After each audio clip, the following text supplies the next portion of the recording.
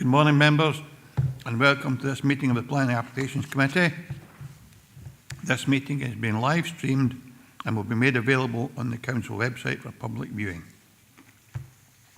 Remote participants, please follow the good practice guidance, which includes muting microphones and switching off your video when you're not addressing the meeting, writing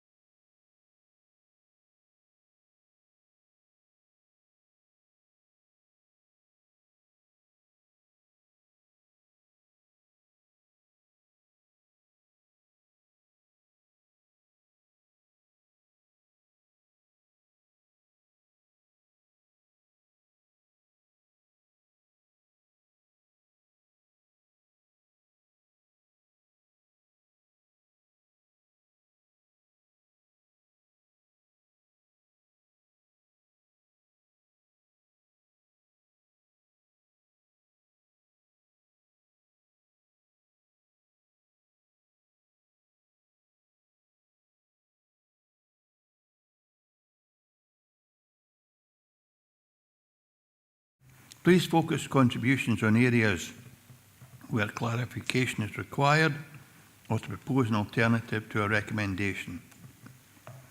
Usual standing orders apply, including that any votes will be undertaken by roll call.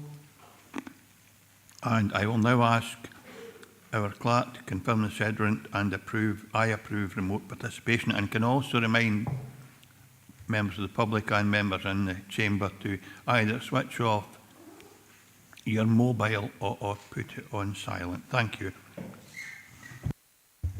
Thank you, Chair. Good morning, everyone. Morning, members. We've got 18 members present in total, 6 members present in person here at Council HQ, being the Chair, the Vice Chair, Councillor Beretti, Councillor John Campbell, Councillor Maureen Johnston and Councillor Slater.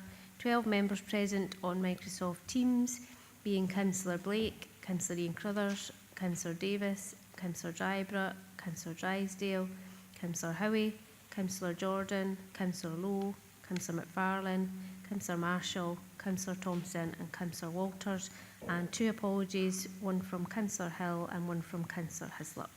Thanks, Chair. Thank you, Tracy.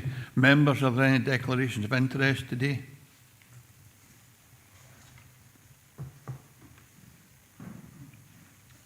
It would appear not. I don't see any messages in the chat function nor in the chamber. So we'll move on to the minute of the previous meeting, the 30th of October 2024, for approval. Members, is this a true record and are we content to approve this minute? I have acknowledgement from the members in the chamber that they are content with that. I will take silence as an acknowledgement that that's okay, and the minutes have been approved.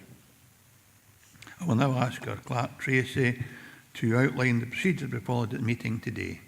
Tracy, please. Thank you, Chair. So the Planning Applications Committee will consider each application in turn as detailed on the agenda. The case officer or other appointed officer will make a short presentation addressing the determining issues, accompanied by digital images. Any late information, amendments or corrections will be reported at this time. Members may ask questions of officers following the presentation on points of clarification. The Chairman has been provided with a list of eligible representatives who have registered to speak at this meeting within the period specified in Council policy. No other persons will be allowed to speak. The Chair will individually invite those who have registered in advance to speak to make their presentation, after which they may be questioned by committee members. No questions may be asked of members. The order of eligible parties being heard will be as follows: third parties objecting to an application, third parties supporting an application, statutory consultees objecting to an application, elected members of Dumfries and Galloway Council who are not members of the Planning Applications Committee, and such members should then withdraw from the meeting after making their presentation, and then applicants or their agents. Representatives were offered the option of attending today's meeting in person, joining remotely via Microsoft Teams, or to provide a written statement to be read out on their behalf. Presentations will be strictly limited to 3 minutes per person, except for national and major developments, which by their very nature are more complex, where the time limit will be 5 minutes. The chair of the committee will ask you to come to a conclusion if you take too long. Representatives are encouraged to use the time allotted to clarify any points they consider material and address the determining issues. Certain matters are not normally material planning considerations and will not be taken into account by the Council when deciding on a planning application. Representatives should not raise any new matters without explaining why they were not raised earlier with the case officer. Please do not repeat what is in the report, as members will have already read the report. After all the representations have been heard, the committee is then in formal session and no members of the public may address the committee from the public gallery. The Planning Applications Committee will then proceed to determine the application. Thank you, Chair.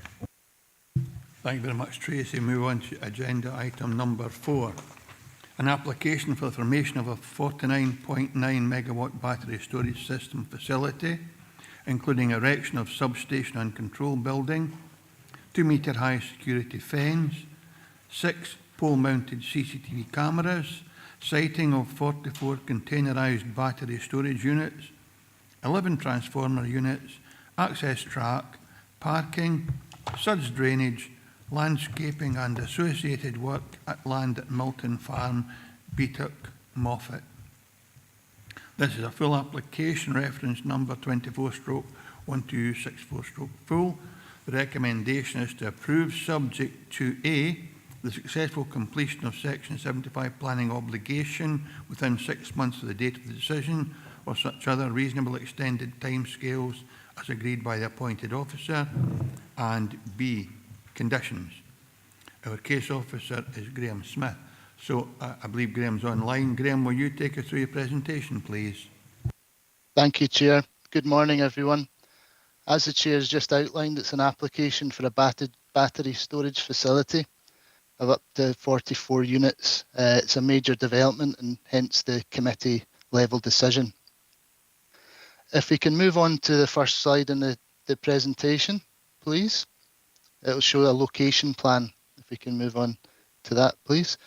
Councillors will note that Milton Farm, where this development would take access from, is at the bottom of this location plan. The farm is about 3 kilometres south of Moffat. The site is to the north of the farm buildings at the end of a long agricultural track and is positioned in close proximity to the Bearholme substation, with the designated and scheduled Roman remains to the west and the West Coast Main Line and M74 beyond that. To the east, you'll notice the River Annan and open countryside in other directions. The next slide shows the wider context and is a plan submitted by the applicant with the nearest dwellings, including a 300-metre purple radius around those, that gives members an idea of where the closest residents are. Moving on to the next slide. This photo shows how the site sits within the existing landscape context, with the viewpoint from the nearby C99A road. Councillors will note that the site sits relatively low on the landscape. The existing substation is to the right, past trees in the foreground. The next slide shows a view taken further along that road, looking back at the existing substation, with the site, which is currently an open field, beyond that to the left. The next viewpoint shows the site from the south at Woodfoot Bridge. This viewpoint demonstrates again the low-lying nature of the site, with the backdrop of trees beyond in the landscape. Members will note that the line of trees to the left of the red hatched area on this photo delineates the existing access from the farm. The next photo shows the access at Milton Farm, where it is proposed that the construction traffic would be utilising. If we can move on to the proposed plans, the next slide shows the access and overhead view of the development. The development would be primarily a raised area of hard standing, just under 1 metre above the existing flat surface, with the batteries and associated infrastructure placed within an enclosed compound. The next slide simply shows the layout of what's proposed a little bit more zoomed in. The next slide shows elevations of the typical battery containers, which are rectangular in shape and 3 metres in height. The next slide shows the standard security fencing that would enclose the compound and would be 2 metres in height, with pole-mounted CCTV as an additional security measure. The next slide just shows a similar type of development and gives members a general idea of the visual impact of this kind of development. If we can move on to the next slide, this is part of the landscaped proposal for the development, with green around the periphery, which includes a scheme of planting, which would deliver a buffer between the compound and the surrounding context. This is something the applicant argues will enclose it effectively, particularly once that becomes established. Moving on to the next slide, this summarises what I believe the main issues to be. Firstly, while it's in the countryside, there is considered to be sufficient operational justification for the units to be located close to the existing substation. There will be a visual impact associated with the development. However, when seen in its wider context, it isn't considered to be an overly prominent part of the landscape, and a recessive colour scheme, which the landscape visual assessment envisages will be olive green or similar, along with landscaping, can help it integrate in a satisfactory way without an unacceptable loss of character. In terms of flood risk, objectors have correctly identified that this development falls within the floodplain. However, I would give weight to the fact that this type of development is recognised in planning policy as an essential component for making the transition towards sustainable energy. I would underscore that the relevant consultees in this respect have been satisfied with an acceptable technical design solution, namely SEPA and our own flood risk specialists. Finally, with regards to safety and environmental concerns, the main concern from objectors is the potential for fire risk and what measures are in place to prevent any environmental damage and pollution from occurring in the event of a fire.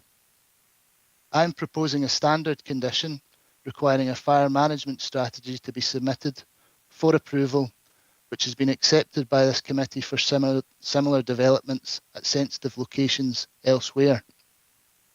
I'm therefore satisfied that from a planning perspective, subject to conditions, an acceptable scheme has been proposed. As such, and for the reasons I've given in my report, I consider that it accords with the development plan. I therefore recommend that the application be approved, subject to conditions listed in my report, and a Section 75 obligation to ensure a satisfactory decommissioning and restoration bond in the event that it's no longer necessary. Thank you very much. Thanks very much for the presentation, Graham. We now come to questions for the case officer. We have representatives from the applicant, so anything the case officer can address, we will be able maybe to take that matter up with the applicant's agent. I have Councillor Stephen Thompson, followed by Councillor David Slater. So Stephen Thompson first, please. Thank you, Chair. Thanks for the presentation, Graham. So it was actually questions around the, I suppose, the fire safety and potential risk. I appreciate this is relatively new technology for us in our region. So there's maybe not a lot of ready examples to go to in terms of what this would be like in operation were it to go ahead. So I'm pleased that you've spoke about the fire safety or the fire management plan, but is there something here more generally about how Scottish Fire and Rescue Service are consulted on this? Because they're not listed on the consultees, although I'm sure there's probably been a conversation with them about this, just in terms of potential response times operationally if there were an issue, and I don't know what the level of risk would be. The other thing is about the flood plain. So I think one of the potential concerns that was raised by the Community Council in their representation was about contaminated water potentially as a kind of a potential outcome if there was some kind of fire or something. and they spoke about a bund to sort of contain that. So given that it's in a floodplain, is there reasonable measures that can be taken to address that? Basically, are you able to answer those questions? Thank you. Thank you for the Thanks, questions, Councillor Councillor. Thompson. Graham, please. Firstly, with regards to fire risk, the fire brigade are not a consultee when we get these kind of applications when they come in. That's kind of not been a practice that has been carried out in the past, and it wasn't for this application in a fairly consistent manner. Whether they should be or not is something that people will all have their own opinion on. There is nothing to stop us, as far as I know, consulting. In the event of them submitting their fire management plan, I would have thought that we could consult the fire brigade and seek some comments from them before making a determination in that application. With regards to the floodplain and contaminated water and the need for a bund, the drainage strategy includes a kind of retention pond. The applicant will maybe be able to go into the finer details of the technical drainage design, but certainly from our perspective in planning, we've consulted SEPA and our own flood risk management team, who, as noted in the report, have not objected to the flood risk assessment or the drainage design. Similarly, in terms of contamination, we've consulted environmental health. We've not had any kind of specific objections from the major consultees that we would rely on for this kind of development. I hope that answers your question. Thanks very much, Graham. Councillor Thompson, I'll ask Mr Sutty, our Development Planning Manager, just to endorse or add to what has been responded by our case officer. David, please. Thank you, Chair. As I think I mentioned, not the previous meeting, maybe the one before that, there was a scheme for batteries at Kelwood and Dumfries. And I mentioned at that time that there is a little bit of a vacuum in terms of the consultation. Graham's absolutely right. The Scottish Fire and Rescue Service are not a statutory consultee for most planning applications. That's because where there is an element of fire safety, it falls with building standards to deal with that. And they've historically had a strong liaison with the fire brigade. The difficulty with these type of things is that they are not regarded as very often as a building which requires a building warrant. So it is something which Heads of Planning Scotland, HOPS, have been raising with the Scottish ministers to try and close off that loop. I've also had a discussion with Martin Ogilvie in the council this week about this matter after the Scottish Fire and Rescue Service had raised concerns with him about not being consulted. So we've already put in place a number of ways of dealing with that, where they will be sent a copy of the weekly list, and where there's any applications of any interest or concern to them, they can then arrange a Teams meeting with the major development team to discuss that. So it is something we recognise. It isn't, there's nothing wrong in what has happened with this particular application, but it's recognised that we do need to find out another way of closing off that loop. Thanks very much, David, for that additional information. I'll come back to you laterly, Councillor Stephen Thompson, but we are dealing with application as it's set out in our papers. I'm sure everybody realises that. I see Councillor McFarlane has noted he wishes to speak, but I have Councillor David Slater next, then Councillor Davis, then Councillor McFarlane. David, please. Yes, thank you, Chair. A question for Graham. You say, sorry, this is flood prevention is relatively new on this type of site. As you know, electricity and water don't really mix very well, and even though that flood prevention systems have been put in many parts of the country, these quite often do fail and could fail. So I really want to have really good questions, answers at the fact that this design will keep out water and won't get near the premises. Also, as regard the fire service, I believe that fire services should be brought into this as well, for they're the experts on fire and how to prevent it. Thank you. Thanks, David. Graham, please. Thank you for the question there.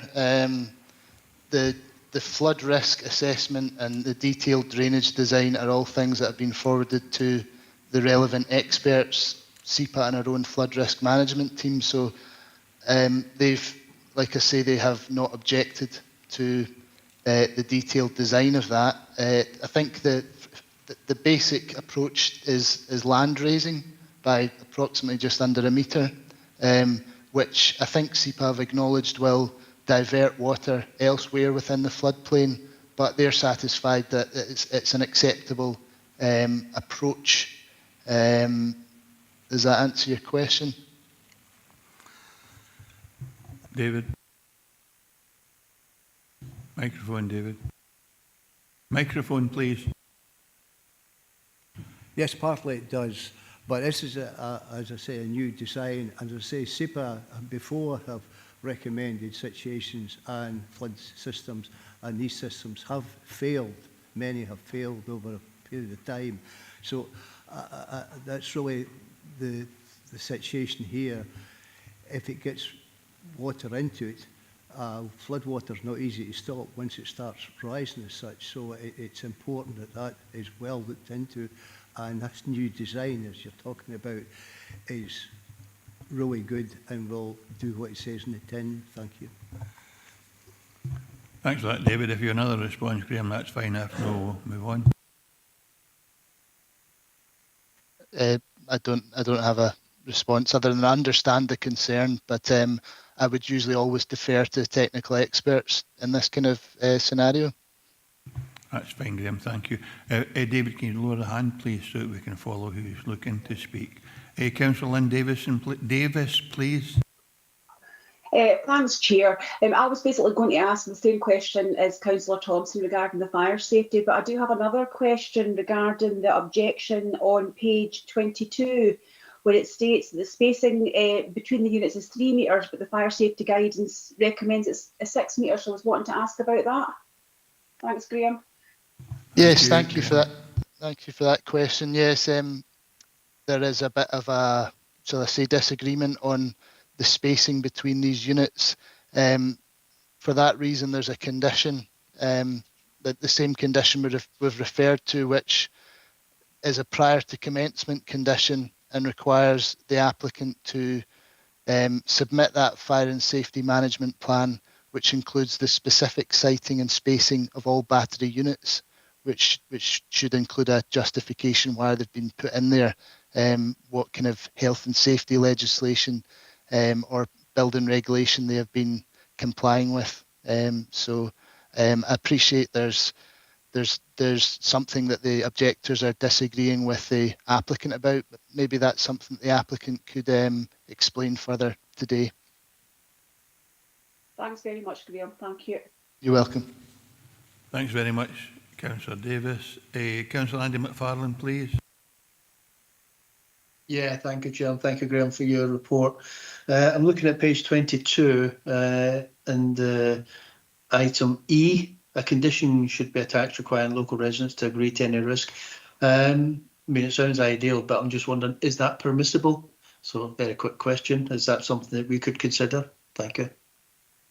Thanks, Councillor McFarlane. Graham. So the understanding would be that a condition is requiring the consent of local residents. Is that correct understanding? If that's what it is, I think that would be a difficult one. I've never come across that before in planning. I think that would struggle to meet the kind of basic tests for a condition.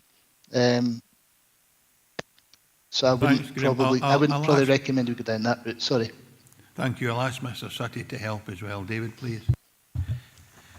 Thank you, Chair. Yes, I noted that was one of the requests from the objectors.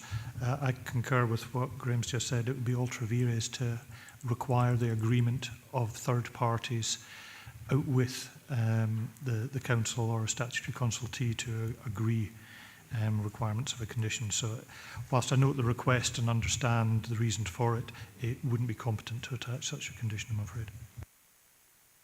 Thank you for that Thanks very clarification. much, Andy, and thanks. You're welcome. The last question, as far as I can see, is from Councillor Pauline Drysdale. Councillor Drysdale, please. Morning, Chair. Morning, members. Hi. Thanks for the presentation, Graham. Obviously, as councillors, we're very aware as to the amount of battery storage units that will come forward when we're discussing this case in particular today. Some of you will know that I brought this up at Stewardship Area Committee because we're receiving so many emails from across other parts of the UK with regards to the damage that can be done if these units do go on fire. So it was just to ask Graham, it's very positive to hear from David that the Scottish Government are looking to include the fire service, and the fire service at Stewardship Area Committee seemed extremely forward-thinking and able to attend and be able to have more of an input. So I have two questions, Graham, and wonder if this is going to be considered to protect the community and the environment. So the first question is, when and if the fire service are involved in any of these meetings, are they able to have a site visit so they know the exact location of the battery units and the usage of what 3 words? And the second question is, will there be an automatic fire suppression system put in place? And if so, can this be logged and potentially discussed to put in as part of the conditions, please? Thank you, Chair. Thanks, Graham. Thanks, Councillor Drysdale. Graham, please. Thank you for the question. With regards to the fire service conducting a site visit, I think that would be at their own discretion. I don't think we could compel them to do that.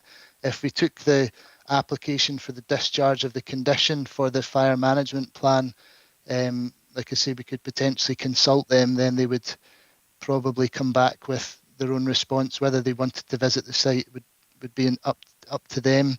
In terms of the automatic fire suppression system, that is something that could be included in a fire management plan if the applicant thought that was necessary and in line with health and safety regulations and legislation.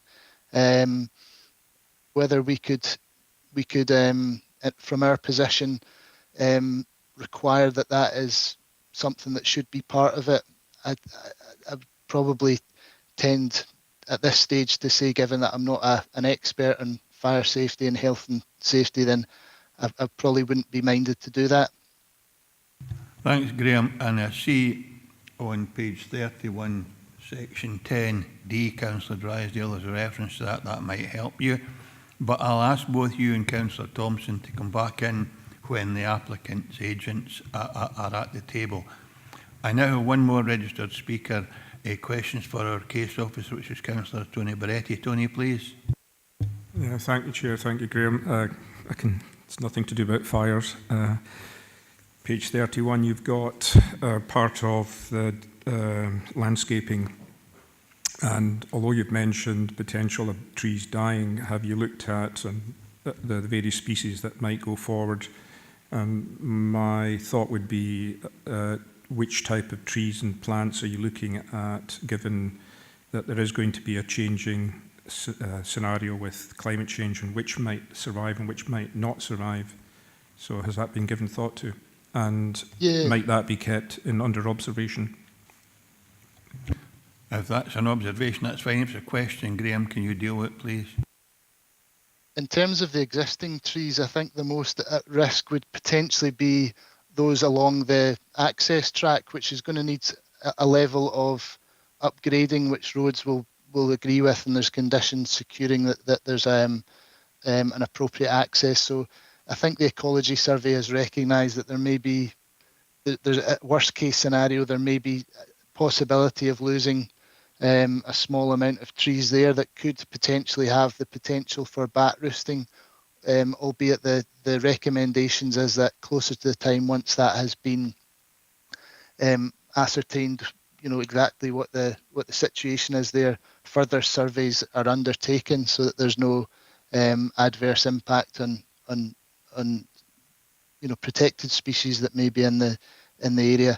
In terms of the planting, the landscaping plan, it's identified native planting, which I think for obvious reasons, that it's going to be become more established, easier, and not going to be a concern in the future.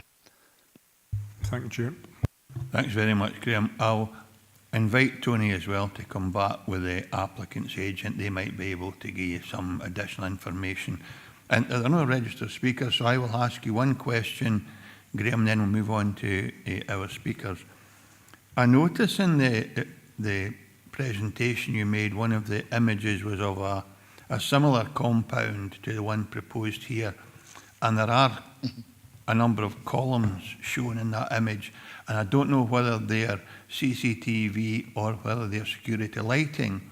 However, I see there isn't a condition about lighting in the papers, and Moffat presents itself as a dark skies town. So can you reassure us, or I can ask the applicant's agent if they're going to introduce any lighting, whether it be security or lighting that would be required to illuminate the site, and if so, are they going to respect the dark skies designation that Moffat enjoys?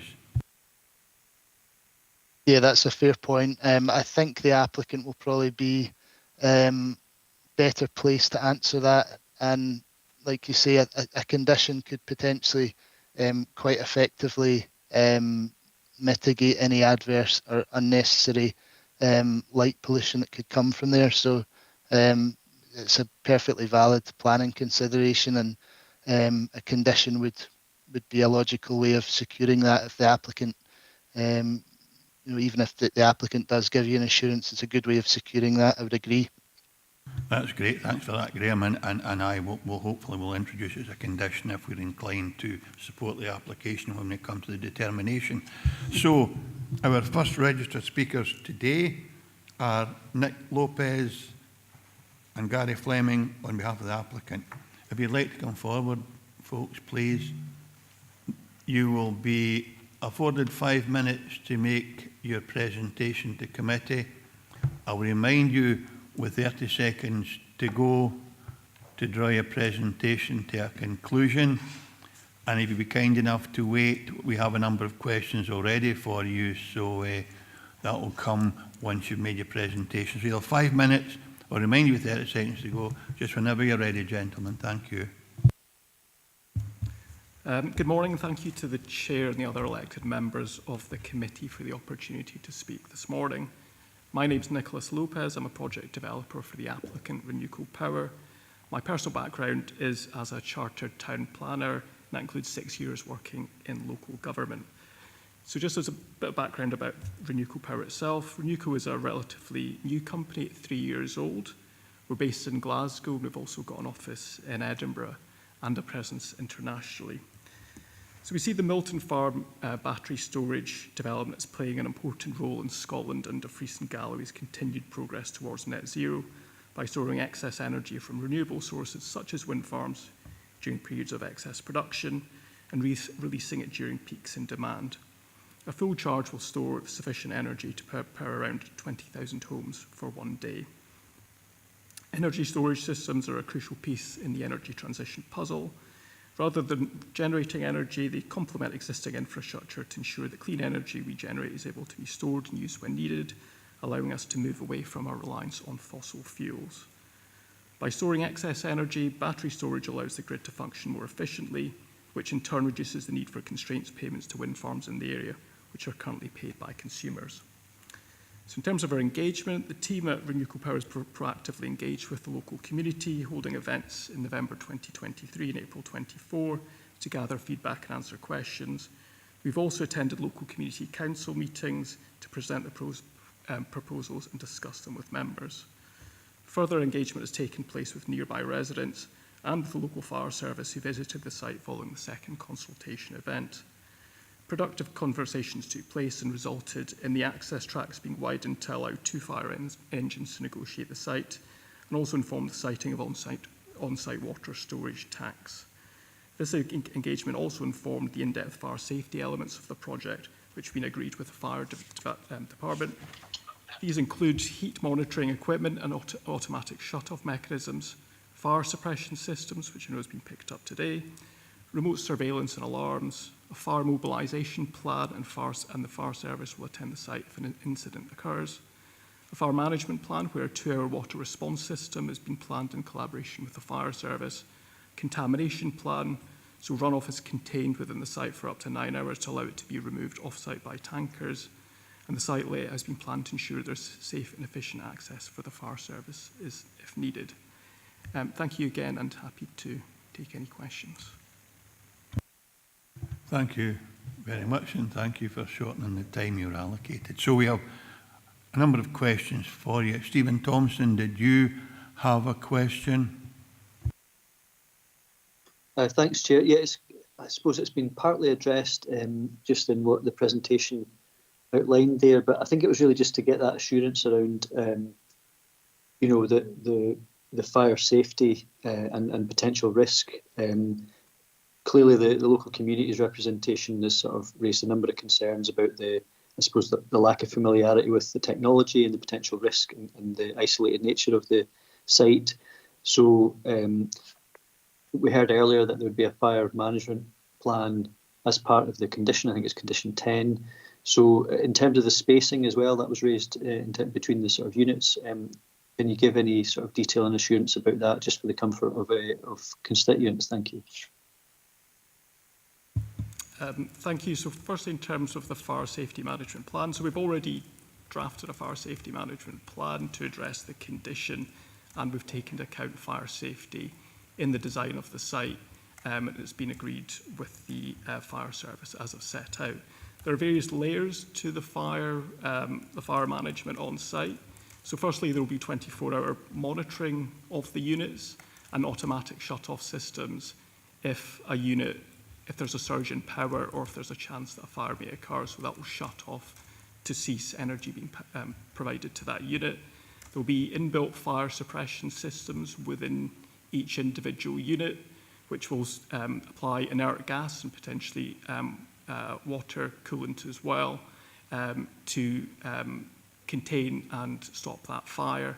Also, the spacing between the units means that that should provide additional containment to stop the fire spreading to other units within the site. If a broader fire does occur, the fire service would attend, and there will be a water tank on site which will provide 2 hours of water, which will help contain the fire and stop it spreading further.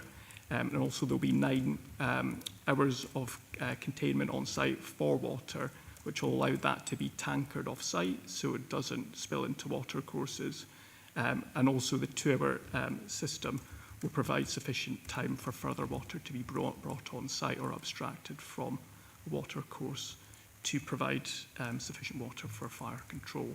In terms of the specific point around the spacing, about 6 metres. 6 metres, the 6 metre spacing was set out in a historic piece of guidance. That's now been superseded. The current guidance doesn't specify a distance. The onus is on the developer to demonstrate that a fire suppression system is in place that will contain the fire, and that's what we've done in this case. Thank you very much. Thank you, Councillor Thompson. Councillor Pauline Drysdale, given the Section 10(9) and what you have heard from the question of Stephen Thompson, do you still have a question?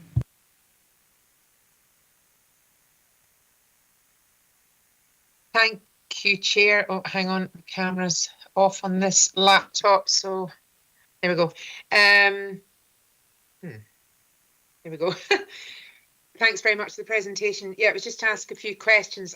Can you just give us a little bit more detail, please, on the automatic fire suppression system, if that's possible? If not, can you just ensure us that you will include that in the report to the fire services team? That would be great.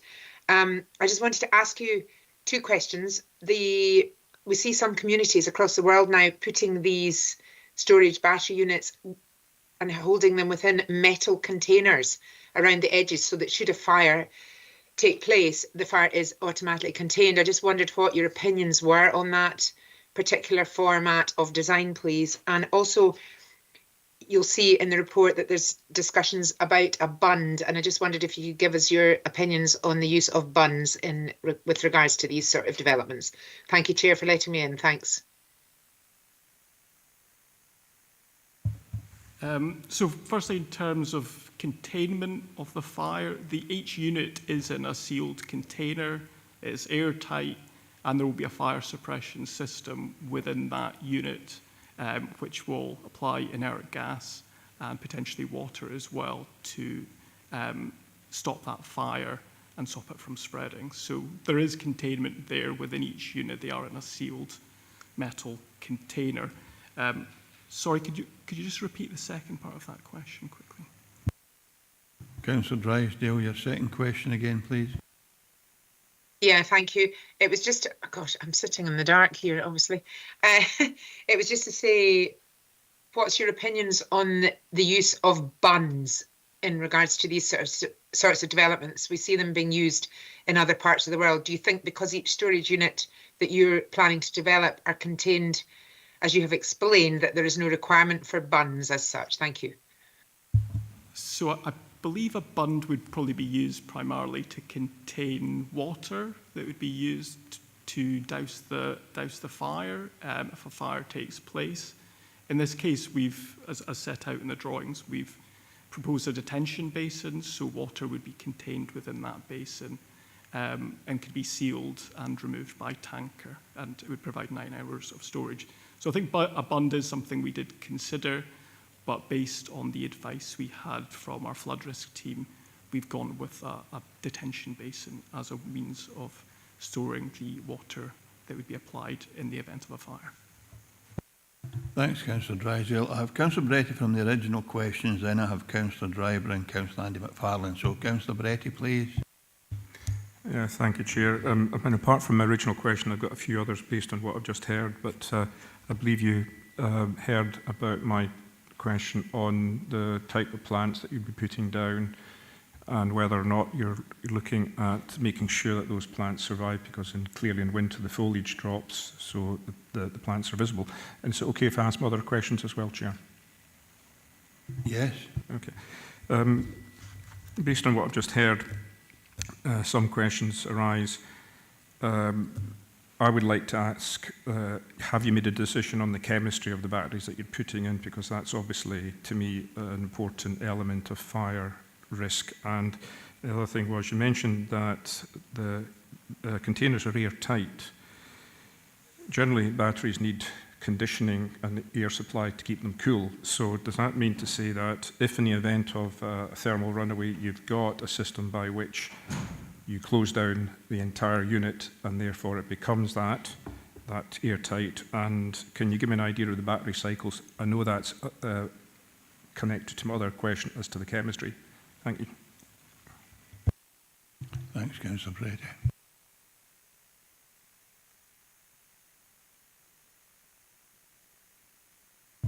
Apologies, thank you, Councillor. So in terms of the type of planting, I'm not aware that we've got into that level of detail at this point in terms of specifying the precise types of plants that would be planted. I believe there's a condition attached relating to that. If there isn't, I'd be happy for a condition to be applied covering that point. In terms of the chemistry of the battery itself, it's a lithium-ion battery. That's the most widely used and well understood battery on the market at the moment.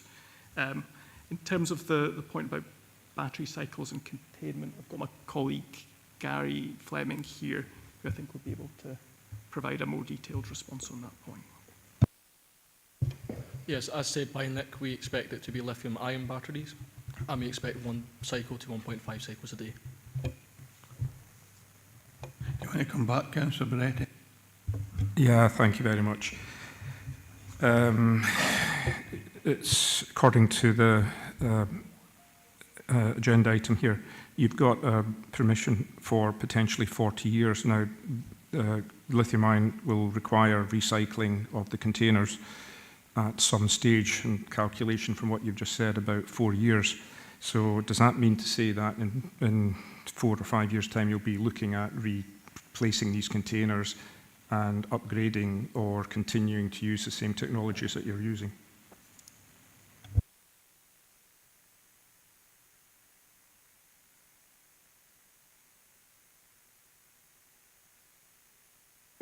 Sorry, we don't have that information to hand in terms of how, how quickly that process would take place in terms of the life cycle of the battery and how quickly it would be replaced. I'm happy to check that and come back to you separately on that point, but unfortunately I don't have that information to hand. Thanks very much for that. And we need to confine our questions, though, to planning application as it is. That's a procedural or a management issue, but I'm sure the gentleman will answer the question you have, Councillor Barretti. I have Councillor Archie Drybury now, please. Thanks very much, Chair. And this is about something that was mentioned earlier on about the fire safety plan. And I'm just wondering, for my own assurance, that as part of the fire safety plan, there will be some form of exercise with the local fire and rescue service and our own emergency preparedness team, just to make sure everything is, up and running, and making sure that we can deliver, and the fire and rescue service can deliver their emergency response. So our fire safety we have met with the fire service, and our fire safety arrangements have been agreed with the fire service. I think the case officer mentioned that there's potential for the fire service to be formally consulted through the condition discharge process as well. Thanks for that response. And I served in the Dumfries and Galloway Fire and Rescue Service for 20 years, and in that time we were invited to visit all facilities for what we described as a familiarisation visit, and I'm sure that's something the applicant and their agent would encourage, to ensure that there's a good working relationship with the local fire service and they meet all statutory requirements, and beyond that it will be up to the fire or Scottish Fire Service now to determine what they require in terms of access and local or personal installations. Yes, absolutely.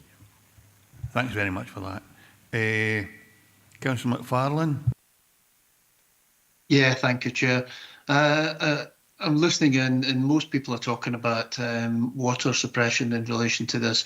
My understanding is that water suppression for batteries is not perhaps the best way to do it. Ordinarily, whenever you see these being dealt with, it's like a foam, which actually raises an issue in relation to the accessibility for the fire service. I have listened to the airtightness and the inert gas and whatever else, but I'm just wondering if actually that would be sufficient to stop it. And clearly, as many members are asking, it is a concern in relation to the fire risk. So would water and the gas be sufficient, or would foam be required? And if so, what is the accessibility and such like? Thank you.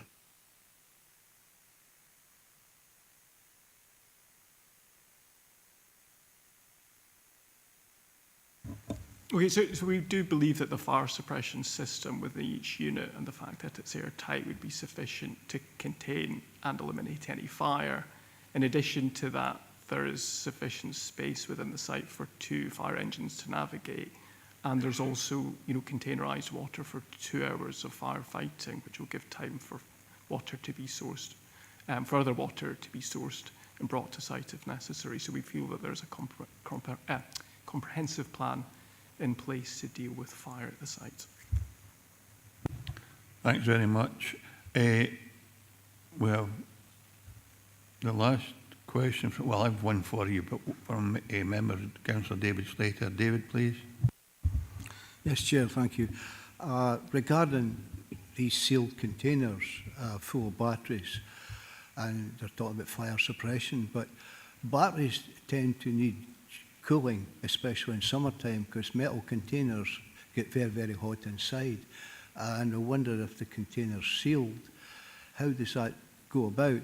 And one question really is, why the amount of energy being stored here, how often will actually be needed in the grid, and do they just store it and store it and store it, and maybe there's an emergency uses, or do they feed it back at the grid when electricity is more expensive and they charge the batteries at night?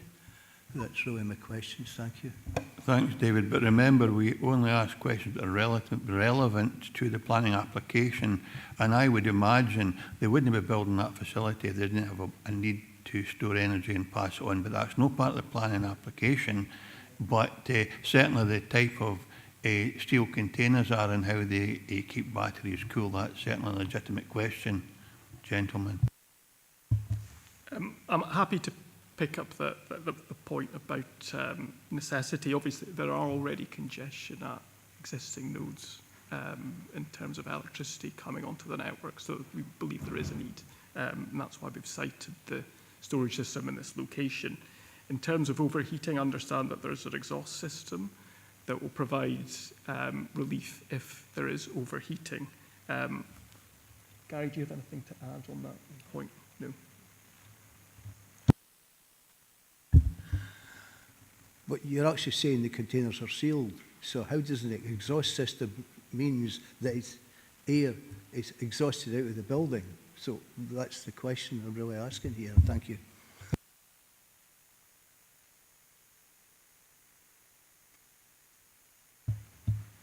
Sorry, we don't have a detailed answer to that question. I'm happy to revert separately on that point. If you can look at a response and forward it to our staff, and they will circulate that response to every member, that would be appreciated.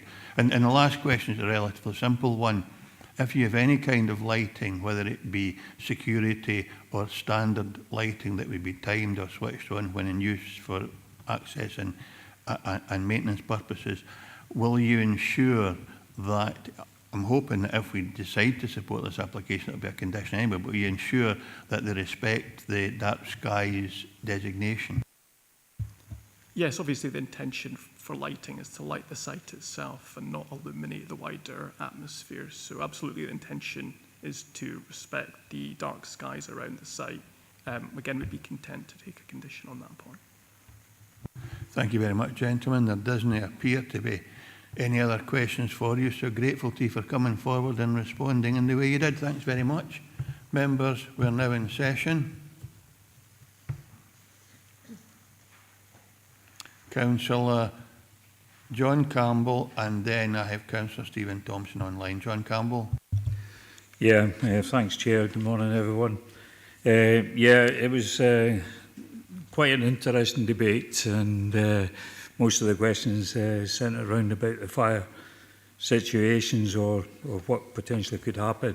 No, I'm satisfied with the answers I've heard, and I'm more than happy to approve this as the recommendations. Thank you. Would you be willing to add a condition about lighting just to tidy things up, although we've had an insurance anyway? We've had the insurance, but just to tidy things up, Chair, yeah, I would agree with that.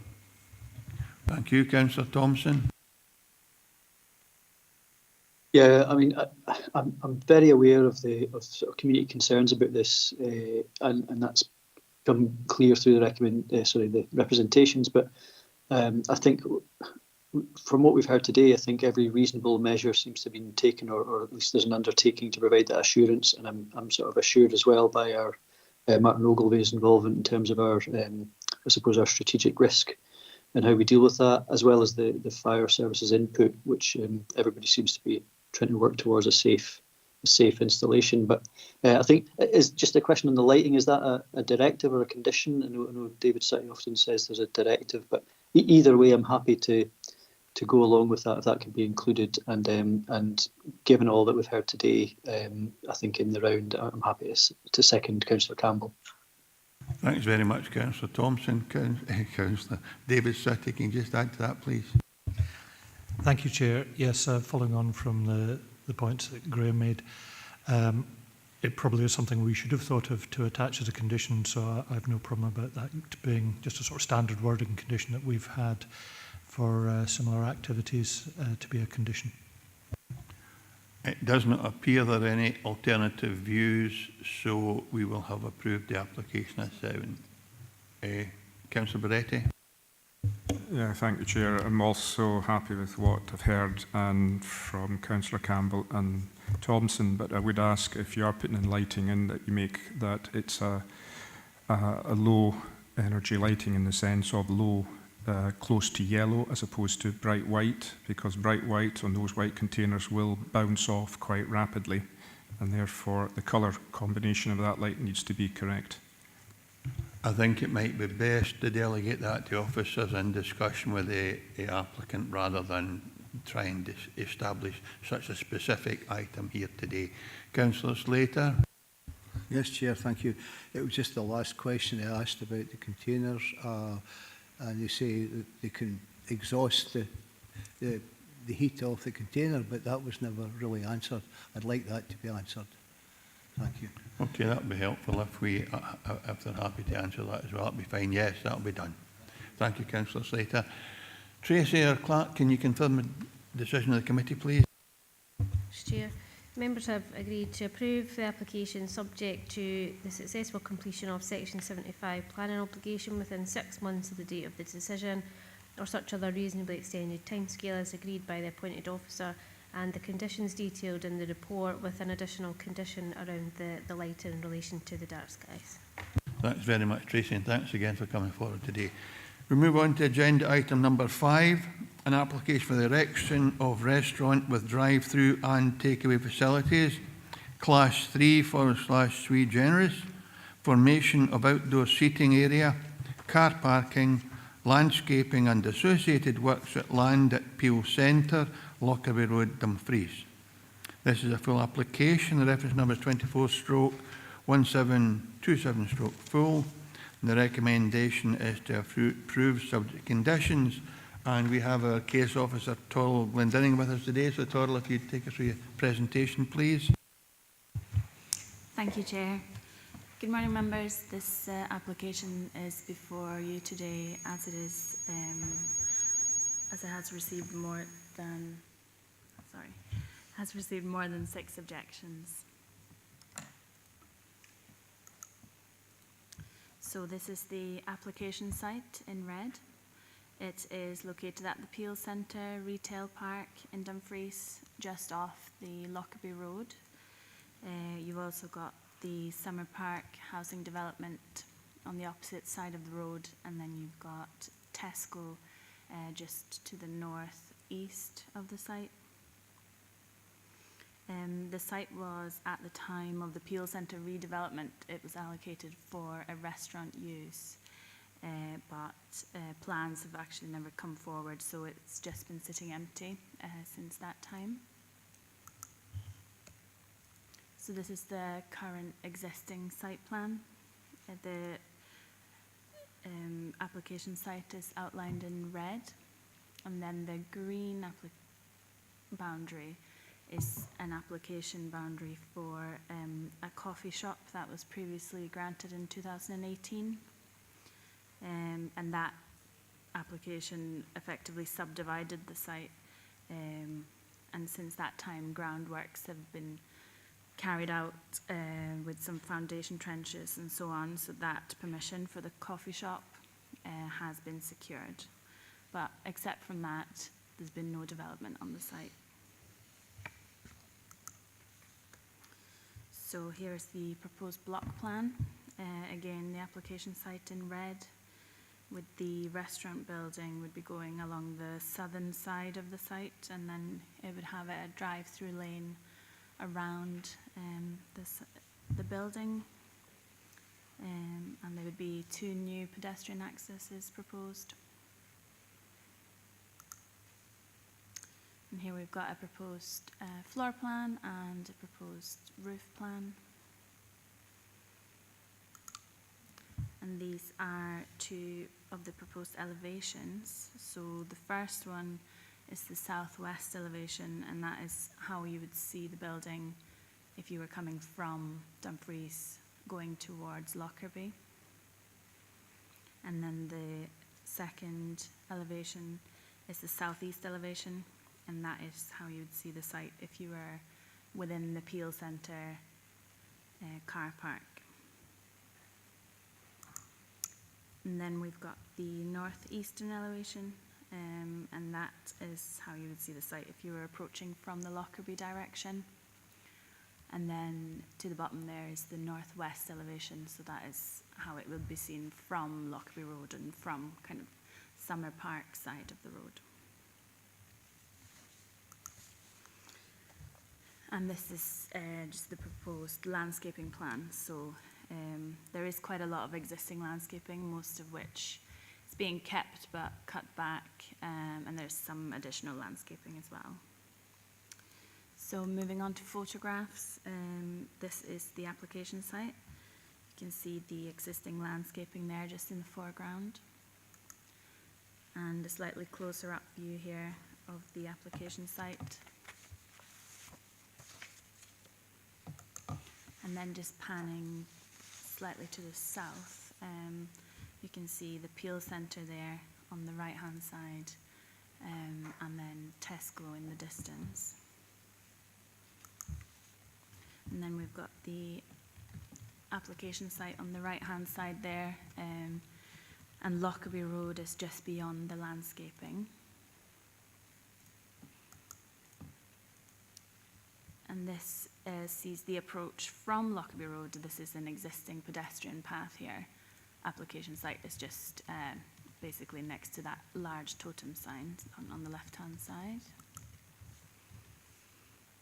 And here we've got a view from slightly further away. Again, the totem sign kind of shows you where the location is. Slightly closer view here, and you can see Lockerbie Road on the left. Again, the application site is over by the large totem sign and just next to the bus stop there. And here we moved over towards the Tesco direction. This is the light control junction that accesses both the Peel Centre, retail park, and the Tesco and petrol station from Lockerbie Road. So the application site is beyond this junction and just beyond the landscaping again. Again, application site beyond the landscaping here. This is seen from the Peel Centre retail park car park. And here we've got the application site kind of beyond the Harris fencing here, approaching from the Tesco direction. And this is the existing access.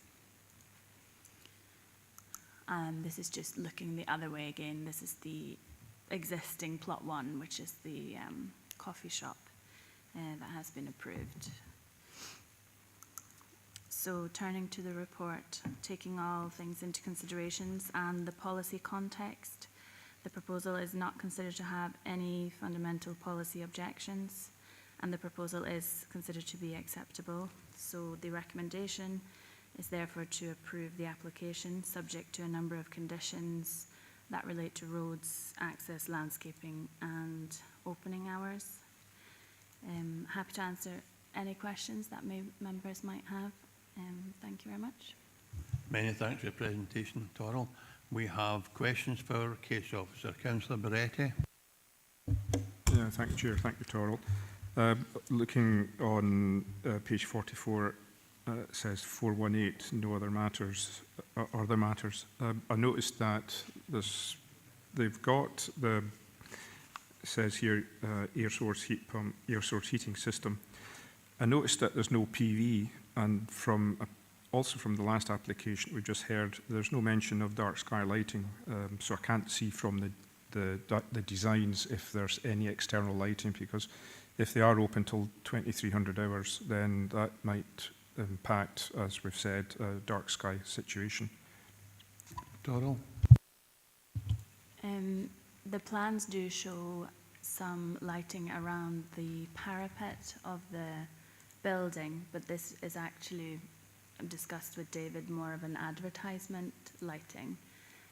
Except from that, I've not seen any particular lighting proposed. Again, it might be something we should add as a condition. Dumfries isn't located within the dark sky park, obviously, but it would still probably be beneficial to just make sure it's kind of cowled and not spillage. So probably a good point.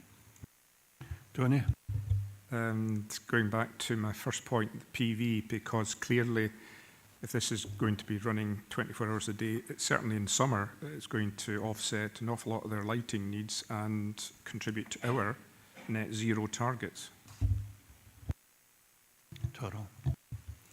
Might be a better question for the agent. I know there's the roof structure is just a monopitch, so I don't know how suitable it is for PV panels, but it's not something we could request them to do, but it might be something you could ask the agent. You're the first question for the applicant or agent when they come to us, Tony. I have two other registered speakers, Councillor David Slater and then Councillor Keith Walters. David, please. Yes, thank you, Chair. It's on page 43. It's 4.14. It's about vehicle access to the site. Now, this is a very, very busy junction, I must admit, during the day, because the major stores that are situated there. I just wonder if this has been taken into consideration, because there is a backup of traffic at this moment in time. And another restaurant at the other side of the road, it's really busy with cars trying to get in and out. So I'm just wondering if that's been looked at because of the additional traffic it will have to take on that particular junction. I know there's lights there, but quite often there's a build-up of traffic. There's a lot of cars trying to get out, and they don't always get out because the lights change back again. So that's my really my question about, has that been taken into consideration? Thank you. Thank you, David. Total. Yeah, that has been one of the main points of consideration. Roads were obviously consulted, as they are the expert on that field, and they have carefully examined both the proposal and the transport statement that was submitted with the proposal. They've not raised any objections, and overall they've found that the proposal is relatively modest. So in comparison to what already exists in terms of Tesco petrol station, the 6 retail units, this proposal isn't going to have an impact that's going to be adverse and negative, kind of over and beyond what already exists, was what their findings. Thank you, David. I'll get Mr. Sutty to help as well. Thank you, Chair. It's really just to point out, as members will have noted, the history of this site, which goes back to 2001-2002, where there were permissions. So that traffic control junction was considered at the original point where the whole Peel Centre redevelopment was looked at, and that obviously included a restaurant as part of that permission, so it was taken into consideration. As Torrell rightly says, with this particular application, a transport statement has been submitted and considered by Roads colleagues, so it is considered to be acceptable in that regard. Content with that, David? Good. It's only one thing. If it does become a problem in the future, will the light systems be changed? If it need to be, I'm not saying they will have to be, but if it does cause more congestion, would that junction be looked at again? Thank you. Total. Thanks, David. Keith Walters, Councillor Walters, please. A couple of questions. One for information and one back to the traffic slightly. On page 38, there's the on 1.5. There's mention of a certificate of lawfulness for proposed erection of coffee shop. Can you just clarify what that actually means? Because obviously the planning applications and various. The second thing is about the traffic, not what Councillor Slater has been talking about so much, about the actual traffic into the two sites. I know we're considering one site, but there's actually two sites next to each other. And the access for the second site, the one we're considering today, presumably there's going to be quite a pinch point there if both of those sites are developed at the same time or whenever they're developed. So I know we're only considering the one on the left-hand side, but has that been considered that both of those, if both those sites are developed, what's going to be the impact on the traffic trying to get into both those sites, and what's the link between the two the two developments. That's my question. Thanks. Thanks, Keith. I will ask David to answer the certificate of lawfulness then, and it might be that we can only deal with the application before us. What happens in the future might be a different thing, but I'll ask Torrell to deal with that question for you. So David first. Thanks, Chair. If members look on page 38, you've got the history for the site in paragraph 1.5, and the application, which is 181481 full, was excuse me, was the one for the coffee shop. Now you'll note the date of that decision was the 14th of December 2018, and planning permissions run for 3 years unless a material operation has taken place on the site to secure that permission in perpetuity. What that certificate of lawfulness was doing was to try and confirm that works had taken place within the lifetime of that previous permission, and that has been confirmed that works had been undertaken, and therefore the Costa Coffee development has been secured for all time. So that's really what that certificate is about. And I'll pass over to Torrell for the transport ones. And Torrell, can you deal with the access issues, please? Yes, no problem. So that was actually raised at the pre-application stage, as I kind of had similar concerns about how would they be able to manage 2 drive-throughs within this site and associated internal traffic within the Peel Centre. So I believe Roads have very much based their assessment on both proposals, not just this proposal. They've looked at the whole site and both the drive-throughs together to make sure it would work, and yeah, they've raised no concerns, so that's where we are. Thanks, Torrell. Councillor Walters, you okay with that? Yeah, no, that's fine. As long as that's been considered, that's great. Thanks so much. Thanks, Councillor Walters. Councillor John Campbell, please. Yeah, thanks, Chair. Yeah, I can remember the application for the coffee shop in 2018. Just a point of clarity, Chair, if I may. I'm looking at the conditions, condition 2, which is the hours of opening.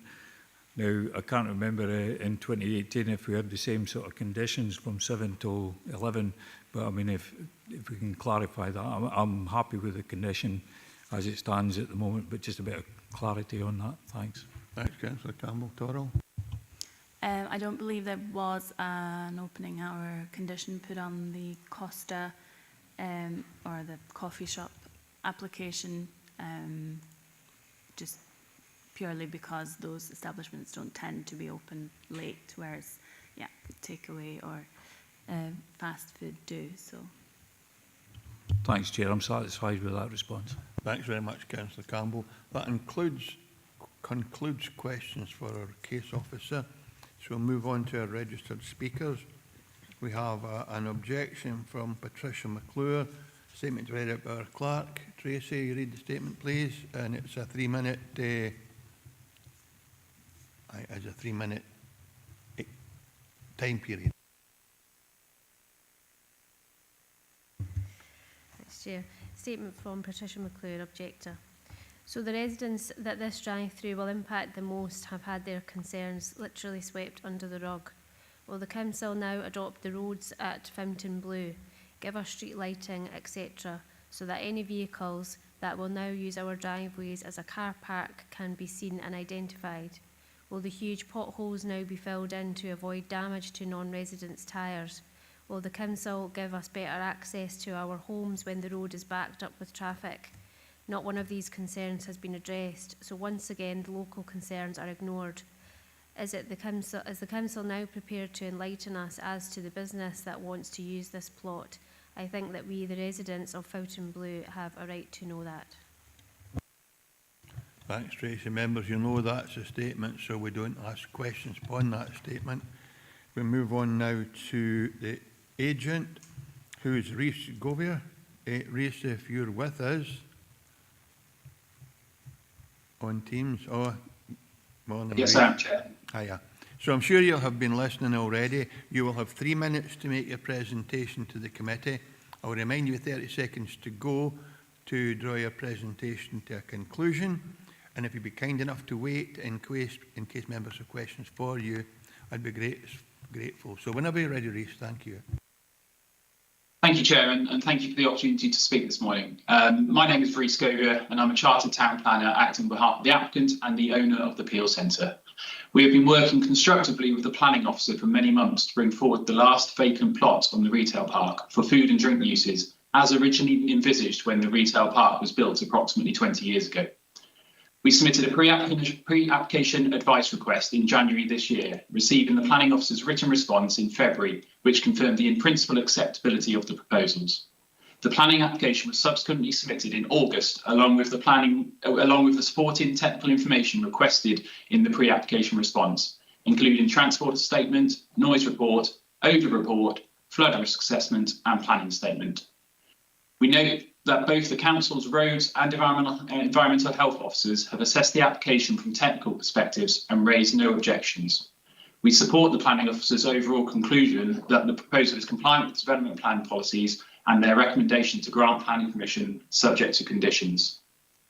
The development will take place within the boundary of the established Peel Centre, a commercial centre defined by the Local Development Plan 2, and will see the last remaining vacant plot at the retail park developed. While the occupier of the unit is not known at this stage, typical restaurants and hot food takeaway uses with drive-through facilities can deliver significant economic dividend, generating in the region of 18 new full and part-time jobs. We note and sympathise with the concerns raised by local residents and others, namely in relation to transport impacts and opening times. These matters were identified early during the pre-application stage and so have been considered with a view to minimising any effects. Transport effects were discussed with the roads officers during the pre-application dialogue, enabling a thorough transport statement to be submitted with the application, which considers both the parcels of the wider site. A thorough the roads officer has reviewed this information and raises no objections, and the applicant is prepared to accept the recommended conditions ensuring the car parking and footway are delivered. Noise effects associated with the operations have also been assessed under the submitted noise report. The Planning Officer has recommended a condition to control the open hours to match that of the neighbouring Tesco. To conclude, the proposal will see the development of a vacant parcel of land which has long been identified for development. We have sought to work constructively with officers through both the pre-application and application phases to provide the necessary technical information that addresses local resident concerns and control via conditions where necessary. We welcome the officer's recommendation to grant planning permission and encourage members to support the proposals. Thank you. Thanks very much, Rhys, and thanks for being so concise. Questions for the applicant's agent of Councillor Barretti?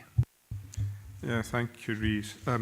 Although I don't know if it's clear on the photographs that we've seen from the design manner of the building, but as Dumfries and Galway have signed up to a climate emergency, we're looking at trying to get down to net zero. I didn't see any PV on the design feature, and has the applicant any intention of putting in PV to lower his energy use and help us get to net zero? Thank you for the question, Councillor. You're right, the plans at the moment do not show any PV. I suppose part of the reason for this is there isn't an occupier lined up at present, and any decisions surrounding that would be kind of an occupier-specific installation point, I guess. But we can certainly, as discussions may progress with potential occupiers, we can encourage that as best we can as kind of owners of the site. Thanks, Councillor Barretti. Are there any other questions for the applicant's agent? Doesn't appear so, so thank you very much for being present today, Rhys, and for your presentation. Members, we're in session. Councillor John Campbell. Yeah, happy to approve this, Chair. Thank you, Councillor Dryborough. Agree with John Campbell on that one, Chair. Happy to second that. Thank you, Councillor Barretti. Happy to agree with what's just been said, and I would encourage that PV is put onto these routes. Noted, and thank you. If there are no alternative views, Tracy, can you determine or confirm the decision of the committee, please? Members have agreed to approve the application subject to the conditions detailed within the report. Thank you, Tracy. We move on to agenda item number 6. An application for the siting of 5 glamping pods, erection of storage sheds, bookstore, outdoor kitchen and reading area, formation of additional car parking, installation of septic tank and soak away and associated works and landscaping, amended proposal to that previously approved under planning permission 19/1401/full, partially retrospective at 6 Mainsworth Park, Glenluce, Newton Stewart. This is the full application, reference number 23/250/full, and the recommendation is to notify the Scottish Ministers of the Council's intention to grant planning permission subject to conditions. Iona is not available today with us, so David, Mr. Sutty will take us through the presentation. David, when you're ready, please. Thank you, Chair. So the application site lies a couple of kilometres southwest of Glenluce, just off the 75. The River Luce itself lies to the east. Now, members who have been with the committee for a long period of time might recall back to 2022, where there was an application in for the erection of 5 glamping pods on this site. And that was approved after it was first at committee and then off to the Scottish Ministers due to a SEPA objection. And it was approved in November 2022 after the Scottish Ministers confirmed that they didn't wish to call the application in for their own determination.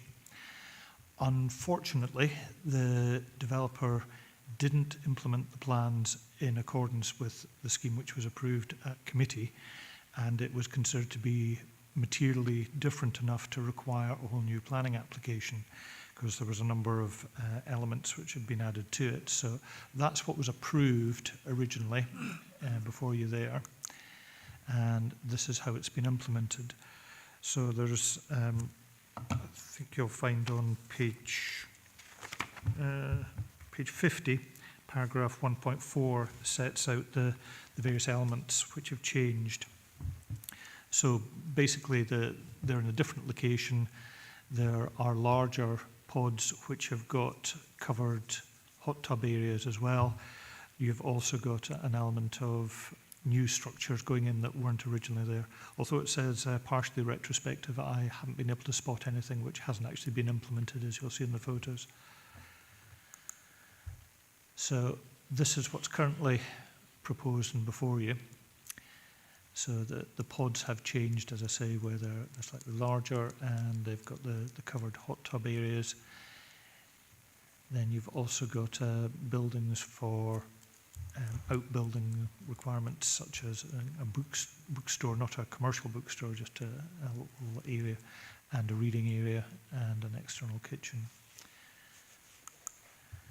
So some photos of what they're like. These are the as-built units. You can see the sort of canopy over the hot tub and also the decking area in front of them, which wasn't part of the original proposal. And you've got the bookstore area, you've got a communal reading area,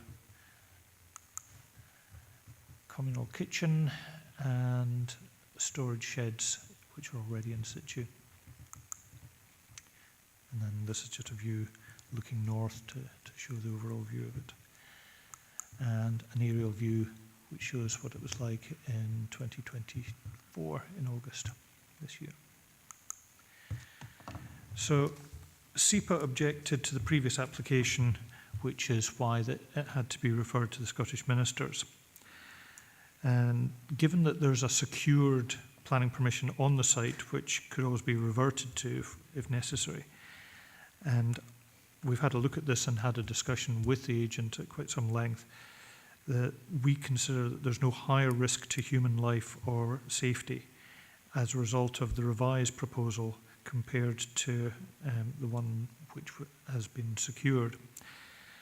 So while SEPA were seeking a fully detailed revised flood risk assessment, we were of the opinion that that was unreasonable and not proportionate, given the history of the site. On that basis, we're recommending that it be approved again with a referral first, obviously, to the Scottish Ministers to give them the opportunity to call it in. But in this instance, the history of the site is an overriding material consideration of such weight that the recommendation is to approve, subject to referral. Thanks, David. Questions for our case officer members?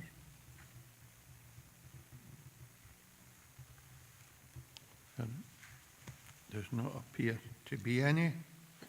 So we'll move on to register speakers. Apologies if I pronounced the name wrong, but Mr. Sebneler, the applicant, has a statement to be read out by our clerk. So Tracy, if you'd read out the statement, please. Chair, statement from the applicant. Hello, and thank you for the opportunity to make our representation in support of our application and address the Planning Applications Committee today. As stated in the committee report, consent to site the 5 pods along with the other site relevant works, including the septic tank and vehicular access route, was granted in 2019. Since then, a significant amount of time, effort, hard work and expense has gone into the development of the site from us to create a meaningful and desirable holiday destination in the west of the region. We appreciate the support by the case officer and senior management team recommending approval for the current application 232570 FUL, which is partially retrospective to address matters which we were unaware required to be the subject of further planning permission since permitted development rights had been removed from the original consent. The successful development of the site and the erection of these 5 pods has put us on the map as members and as proud supporters of the Galloway and Southern Ayrshire biosphere. The pods have been our main source of income, supporting 3 generations of our family, and we have been successful in attracting thousands of guests to our site to enjoy the development at the Galloway Steading and the wider region that is Dumfries and Galloway. We are proud to have created and provided jobs and income to 10 local people who seek employment close to their homes in the nearby Glenluce area. This is in line with Dumfries and Galloway's initiatives to provide opportunities for employment to low-income families in the local economy. We have attracted over 700 confirmed bookings to our business this year alone and are proud that we have over 855 star reviews across the various booking sites on which we advertise. We strive very hard to maintain this high standard, and it is essential for our business, but also a reflection of our love for bringing people to Dumfries and Galloway to support the many local businesses which benefit from our development and increase the awareness of all that the area has to offer. We have many return visitors who love our pods and the setting as much as we do, for which we are grateful. We aim to continue to support the local community and economy by continuing to bring tourists to the area and offering employment in the locality. We were under the impression that the minor alterations to the site were so de minimis that they did not require to be the subject of fresh consent in planning terms, which we now understand was incorrect. Further flood risk advice was sought during the process of this application, and we would like to point out that the supporting letter from the flood risk analysis specialist William Hume from the 1st of July 2024 confirms the following. The proposed development with a slight amendment will continue to have no impact on the floodplain, flood storage or floodwater conveyance. We respectfully ask the committee consider the application favourably and be minded to agree with the case officer's recommendation to approve that it will be the full support of the Council before Scottish Ministers are notified of the intention to approve. Thank you very much, Tracy. And again, members, we note that representation. So we know other speakers were in session.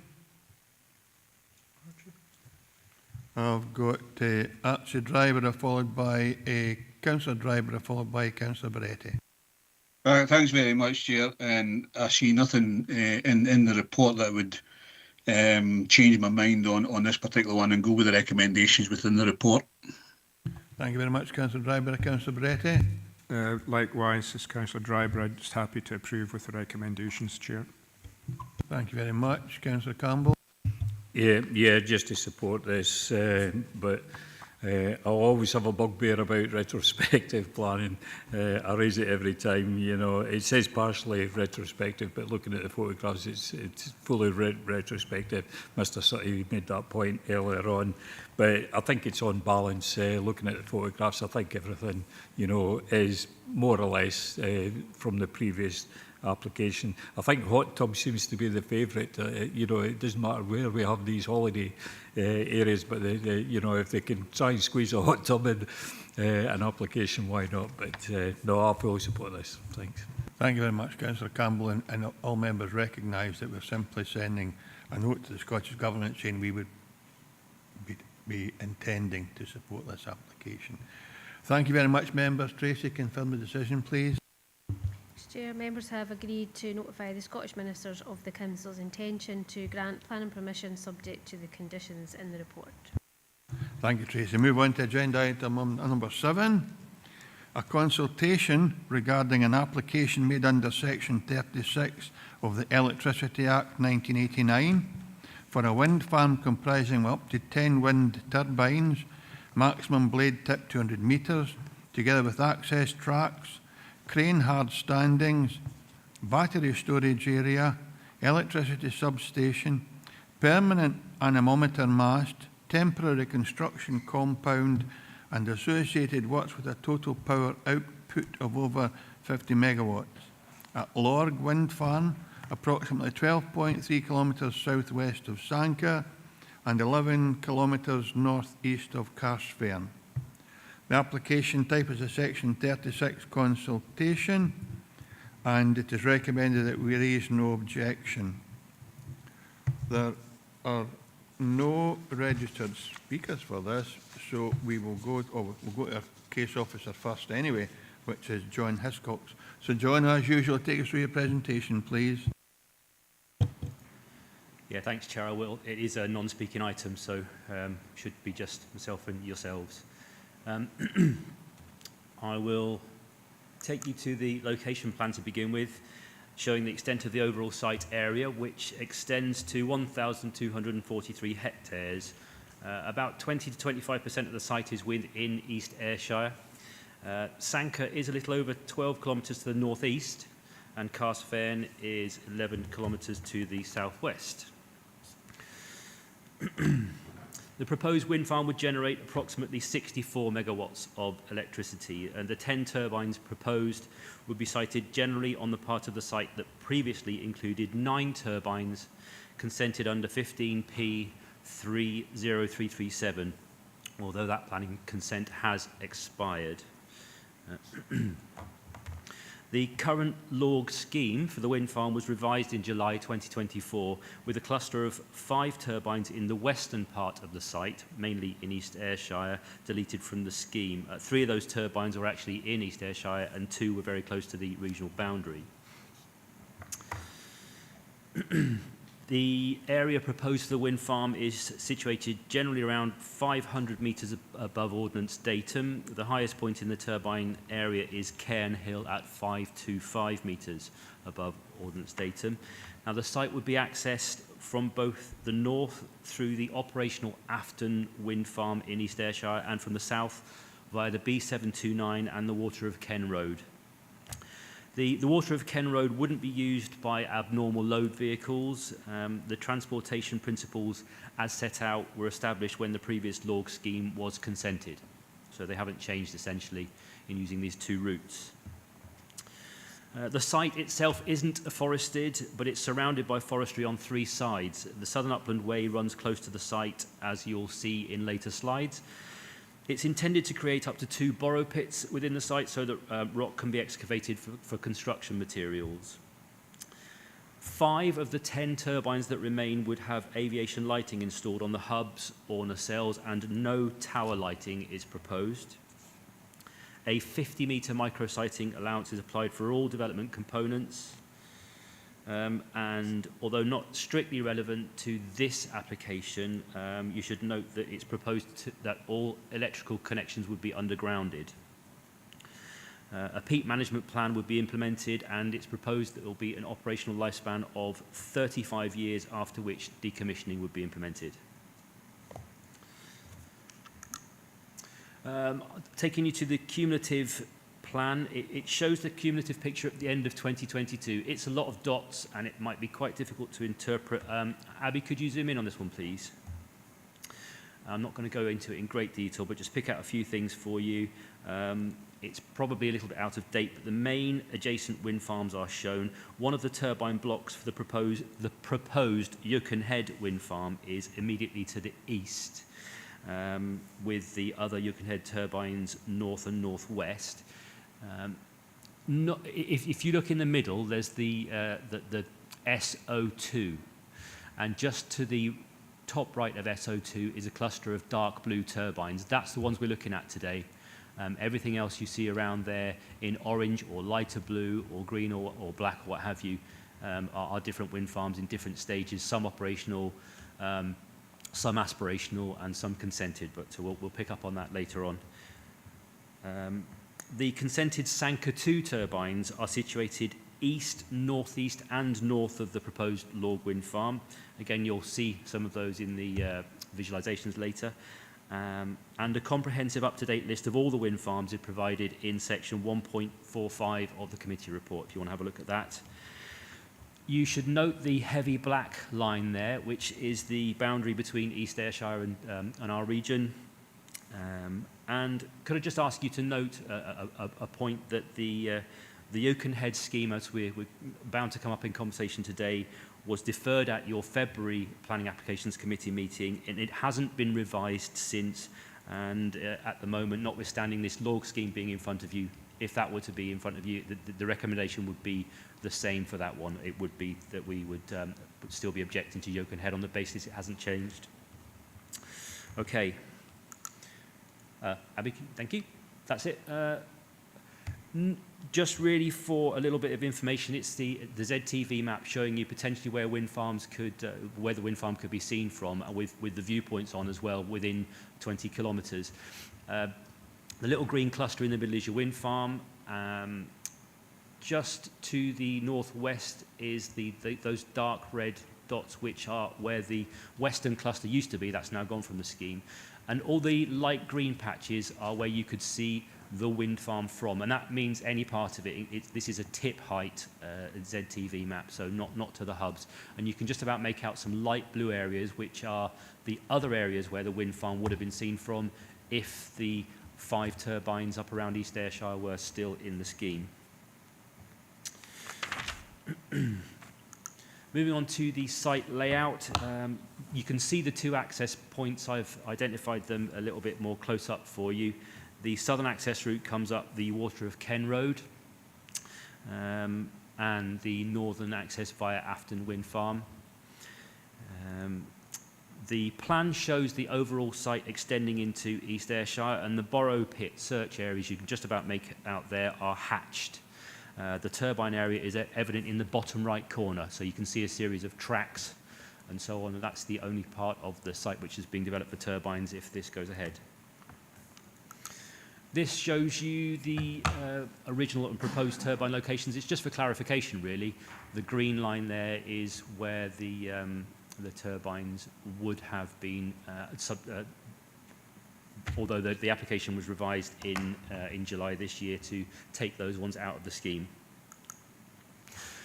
Not a very easy plan to look at, this one. We may need to zoom in at some point, but this is of the rights of way which go around and through the site. The C35S public road is the Water of Ken Road that comes up from the south, and that actually forms part of the path network at this end of the valley. The southwest to northeast path within the site, which again, Abby, if you could just zoom in, and yep, you can see all of that there. You can just about make out the number 2 on the top of that that pathway.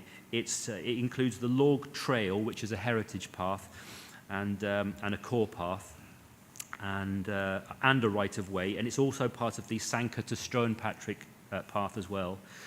And just in the bottom right corner of that slide, that's perfect, thanks Abby, you can see the Southern Upland Way there, which sort of doglegs around the southeast corner of the site. And again, if you zoom right out, please, thank you. that the Southern Upland Way sort of wiggles through the site just to the northeast of the turbine area, and that's actually within the proposed Yoken Head site. Thank you. So in terms of landscape character, the turbines are proposed in the Southern Uplands with forest landscape character area. To the northeast in the sort of brown is the Southern Uplands landscape character area, where the consented Sanka 2 and the operational Whiteside Hill and proposed Cloud Hill wind farms are. And then the sort of light blue area down in the southwest corner is Upland River Valley, and the light brown area, which you can just about make out between the green areas in the southeast corner, is Upland Glen. Moving on to components of the wind farm, a typical 200 metre to tip wind turbine. The hub height would be 109 metres, and the blades 162 metres in diameter, so approximately 80 metres long. 25 metre diameter turbine foundations, just as you see there in the slide. And a 100 metre high anemometry mast in the middle of that area. You have a substation compound which is 100 metres by 50 metres. The building within it would be 30 by 20 metres with a maximum height of 5.5 metres. A fairly standard arrangement. Okay, moving on to this map, it's the Residential Visual Amenity Assessment, or the RVAA map, showing the nearby residences. Can you zoom in, please, Abby? Thank you very much. And so, centred on the wind farm, and if you could just move that down the way, Abby. Ignore the red circles. These are not habitable properties. It's the ones which are circled in black which are of relevance. And if you can scroll the other way, there you can see numbers 1 and 3, and a little cluster down there in the corner as well. These are the ones which are considered in detail in the amenity assessment. Okay, next slide, please. Thank you.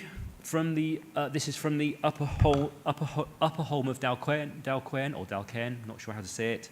The nearest turbine here would be 2.15 kilometres away, and I think from this property, just to note the vegetation which is in the control of the property. The next one is not too far away, Netherholm of Dalcairn, which is 2.27 kilometres from the nearest turbine, and again, vegetation is significant in views from and around this property.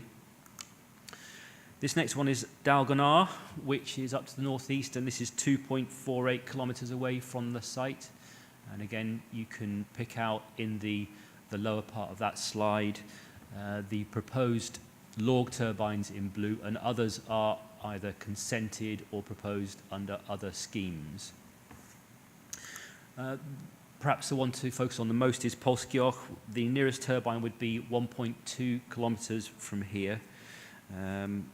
The Yoken Head turbines would also affect Polskioch if that ends up being consented as is, and the Sanka 2 turbines are quite influential from here. Those turbines are under 1.2 kilometres away. So I'll just flick through a few on Polskioch.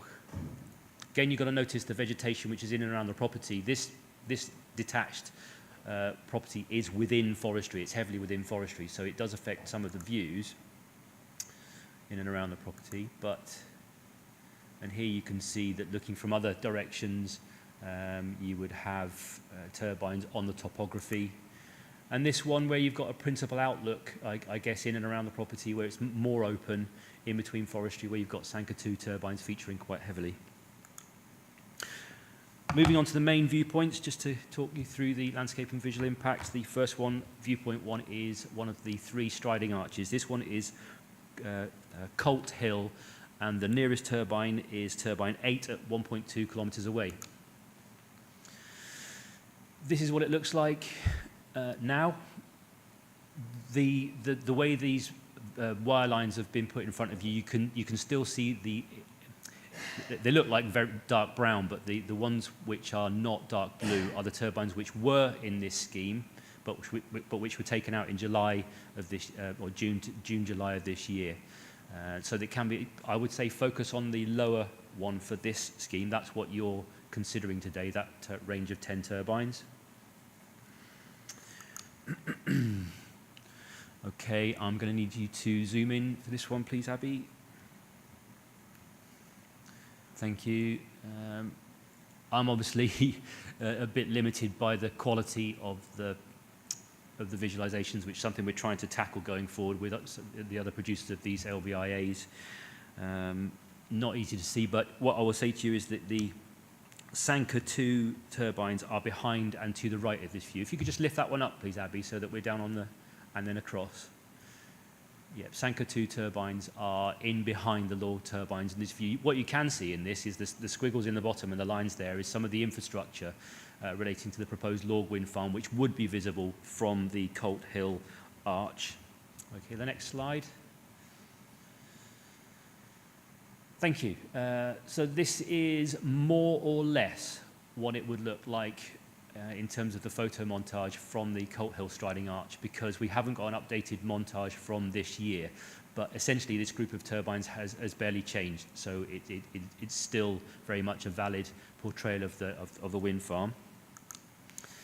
And this is going to the scheme which was consented back in 2017.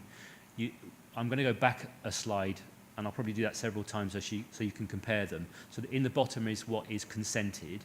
And if you look in the top half of that slide, you can see some forestry in front of the hills. If I go back, that forestry is gone, and it's more or less the same view.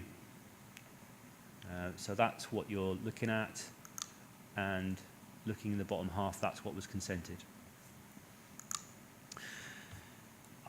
By the way, I'm not doing every viewpoint, only the selected ones, because there are some which don't tell any part of the story. So this is not going through from sort of 1 to 20. We're just doing a selected number of them today. And the next one, viewpoint 2, is from the Southern Upland Way.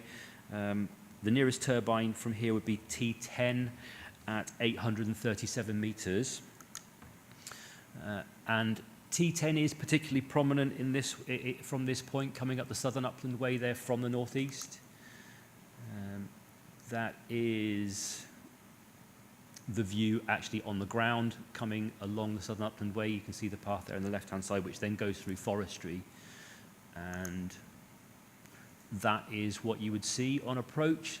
The turbine T10 there really rather being the one that you'll notice most. And this is what was consented in relation to the scheme considered in 2017. So just going back one, that's what you're looking at now from this point, and that's what you would have seen in regard to the previous scheme. Viewpoint 3 is at Lorg Bridge. This is more or less where the site is. Yeah, this is more or less where the site is accessed to and from the west and east, where the construction lorries would come up the water of Ken Road. And T1 is the nearest at 1.1 kilometres. Bearing in mind that the western group is still on this map, and that is the one that's been deleted. You can just about make that out towards the top left of the site. So this is what you're going to see from Lorg Bridge under the current scheme. You've got the hub of T1 on the crest of the hill, otherwise it's partial blades. And in this one, that is what it looks like in reality. Again, apologies, I'm limited by what I can work with regard to the visualizations that have been provided.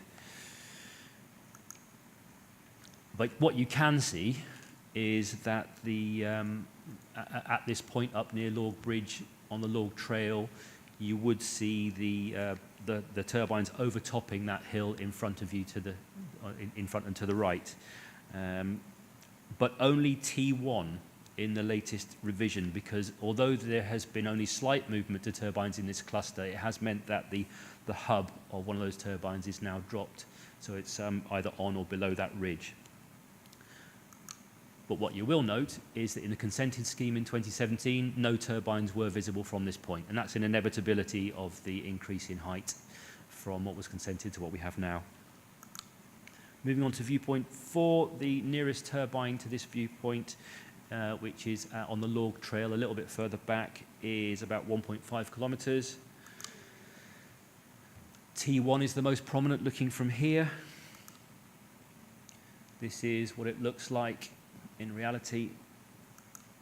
And what you can see here is that, again, T1, again, not too easy to see. Abby, might be worth zooming in on this one, if you don't mind.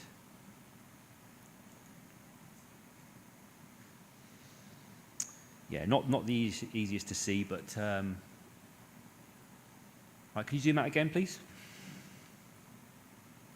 That is as it stands this time around, and then 2017 scheme, obviously less visibility again, but you can still see the hubs of 3 of those turbines as consented from this point.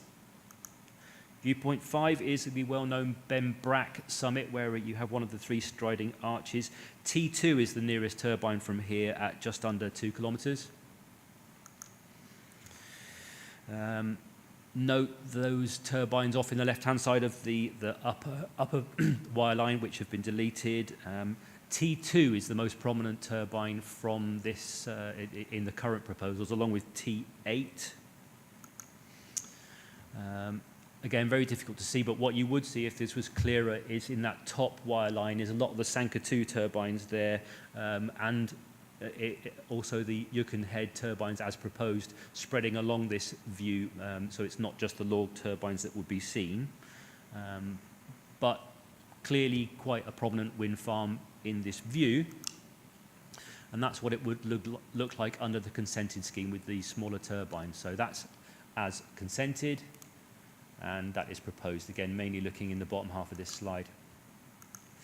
Okay, I've got 3 more viewpoints to do for you. This next one is 2.4 kilometres from the nearest turbine. The blades of T1 and T2 are above the skyline. This is what it looks like, but bearing in mind this viewpoint was in mainly to show the impacts of the turbines which have now been deleted, but it is good to see what that landscape looks like compared to some of the other landscapes you're looking at. And this is just general views from this point. You can see here it's kind of constrained by topography and vegetation. And again, this is the 2017 scheme as consented with just a small amount of visibility of the turbines. Viewpoint 8 is significant by comparison to some of the others, bearing in mind that you've got the 3 Andy Goldsworthy striding arc sculptures which triangulate, and the intention is that all of them are intervisible with the others. So when you're on, for example, Bale Hill, you should be able to see Benbrack and Colt Hill, and these views shouldn't be interrupted. So this one's looking towards them both, and I'll reveal what we can see from this. The nearest turbine's T8, which is about 4.8 kilometres away. And again, look in the bottom half of this slide to see the scheme as proposed.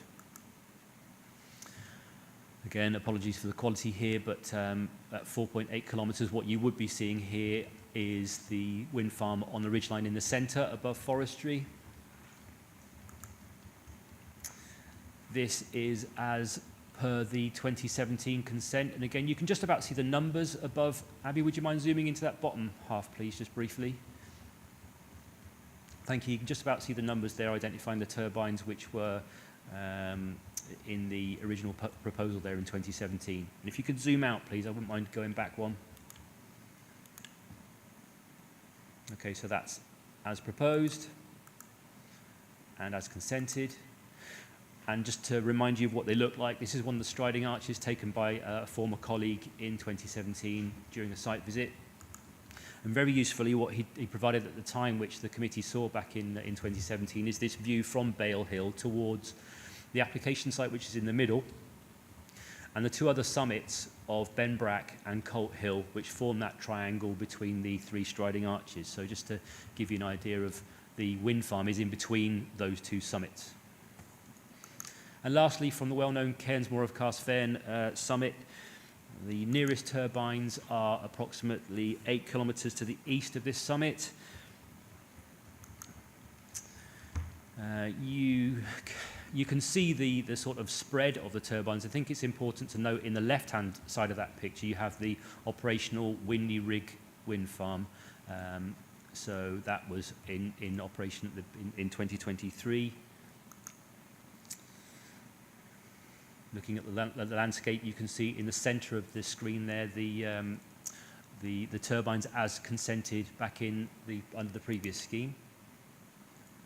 And Abby, could you just zoom in on this one once? We're nearly at the end of these ones. And on the bottom half of the screen, please. And move along to the right. And that's what you're looking at there. And you can see again behind various turbines. Ignore the green ones. That's Appin. Appin Wind Farm is only at scoping stage, and there's been no movement out on that for a couple of years, so it shouldn't influence anything. It just happens to be in the cumulative wire lines. But what you can vaguely make out there behind is a number of orange turbines, which are Sanka 2 or Yoken Head. So they're always in the sort of visual mix with Lorg. Thank you. Can I have the next one, please? Okay, the last few slides relate to the Southern Upland Way, which is, of course, a very important part of the assessment of this application. It's slightly out of date because some of the turbines have been resited, but it isn't consequential in terms of our appraisal. Perhaps you could just zoom in briefly on this one again, Abby. Thank you. Because most of the viewpoints on this, the line of the Southern Upland Way, which are consequential, are within what you see now. So starting in the sort of upper part at Cloud Hill, number 5, and then moving down to number 10. So I'll just talk you very briefly through these. Okay, next slide, please. This is what it would look like from Cloud Hill. This is actually very close to the proposed site for the Cloud Hill wind farm, which you'll be looking at in due course, probably early next year. And the operational Whiteside Hill wind farm is on the north and right-hand side of the Southern Upland Way before getting to this point, which is approximately 6 kilometres from the nearest turbines for Lorg. This one's from Dalganar again, more or less you saw that earlier under the residential visual amenity assessment. It's 2.48 kilometres away, and you've got the proposed Yoken Head turbines in the foreground, but you should be looking at the blue ones in the centre there. Similarly, moving in, this is at Polskioch, 1.2 kilometres from the proposed turbines. And again, you can just see on the little map there, that's looking south before you turn east and then again south to this point, which is still on the Southern Upland Way. The nearest point on the sequential assessment at just 800 metres away. And just see what you can see in that one. This is looking back now, looking north from Benbrack again, 2 kilometres away. And again, it's just the blue turbines in the centre to the right that you're looking at, none of the others. But the consented Sanka 2 and proposed Yoken Head turbines are more evident in this view. And then lastly, this is Manwil. And it is significant because recently a wind farm has been consented to the east of this point called Manwil Wind Farm. This is 4.6 kilometres from the nearest turbine, and if you were looking east from here, notwithstanding forestry, the Corn, Harrow and Manwil schemes would feature strongly in views from this stretch. Okay, and just to sum up, got a few things to say. The key issue for officers is whether or not landscape and visual impacts are acceptable, although this issue must be considered in the overall balance, especially in the light of MPF 4, which is supportive of renewable energy development, and which clearly states that if adverse landscape and visual impacts are localised, they should be accepted in light of climate emergency. The Southern Upland Way is of national significance and is sensitive to development impacts. Impacts upon it, in this case, could be described as greater than localised. However, the site has been consented for a similar wind farm, albeit with significantly smaller turbines. Users of this long-distance path would experience a greater level of adverse visual impact if the new scheme is consented. And a similar way of thinking can be applied in respect of the Andy Goldsworthy Striding Arches, which are of at least regional, if not of national importance, as a cultural asset and visitor attraction. In October 2023, the Council engaged external landscape advice, in this case from Ironside Farrar. The original response advised that mitigation was required, mainly in relation to the western cluster of turbines. And further to negotiations, the western cluster has been deleted, and the supplementary response from Ironside Farrar advises that none of the remaining landscape and visual impacts require further mitigation to make the scheme acceptable. Officers agree with this advice. The locality is affected in a cumulative context, with Sanka 2 in particular giving rise to more widespread landscape and visual impacts, and the proposed Yukon Head wind farm adjacent would give rise to significant cumulative landscape and visual impacts, but that scheme must be considered at a subsequent meeting of the committee. It's not for today. In all other respects, the proposals do not give rise to overriding environmental impacts and can be mitigated adequately. Relevant conditions are proposed in Appendix 1 to the main report to ensure this. I'd ask you to note that I haven't included the nighttime visualizations showing hub lighting for this scheme, because the nighttime montages simply don't show any lighting effects. In actuality, hub lighting would be visible during hours of darkness and low visibility. And the proposed lighting for the eastern cluster, which is 5 turbines, hasn't changed since the application came or the consultation came in January 2023. To conclude, officers recommend to the committee that no objection is raised to the current revised log wind farm proposals. I would ask you to note that the time extensions previously sought to allow this to be in time were not agreed. We have missed out on that. The Energy Consents Unit would not agree to a further extension to allow us to consider it this month within time. And I should also just mention, although it's not appropriate to detail anything, that there is local opposition to this wind farm, and of the community councils, Tinner Community Council has objected, whereas Carsfane hasn't committed to either objecting or not objecting. It's just set out its opinions. Thank you, Chair. Happy to answer any questions. Thanks very much, John. Thanks for your comprehensive report. Questions for our case officer? I have John Campbell, David Slater and Pauline Drysdale. So, John first, please. Yeah, thanks, Chair. Yeah, I'm just looking for a bit of clarification, because in the report on page 68, we've got the 2.3 Council Access Officer saying no objection, but that was in the 21st of February 2023. And equally, you've got the Council Road Officer 2.4 just below that. Again, that was in February 2023, no objection, subject to conditions. Now, going back to the Council Access Officer, if I heard John right in his presentation, that he said that T10 was the only one that was going to be visible, whereas the previous report said T02, 08 and 09. But it says the consultation response relates to the original 15 turbine scheme, so obviously there's been changes there. So I'm just wondering if the Council Access Officers should have had an updated report in these papers, along with the Council Officers, because I see that one of the conditions that the roads officers had put in was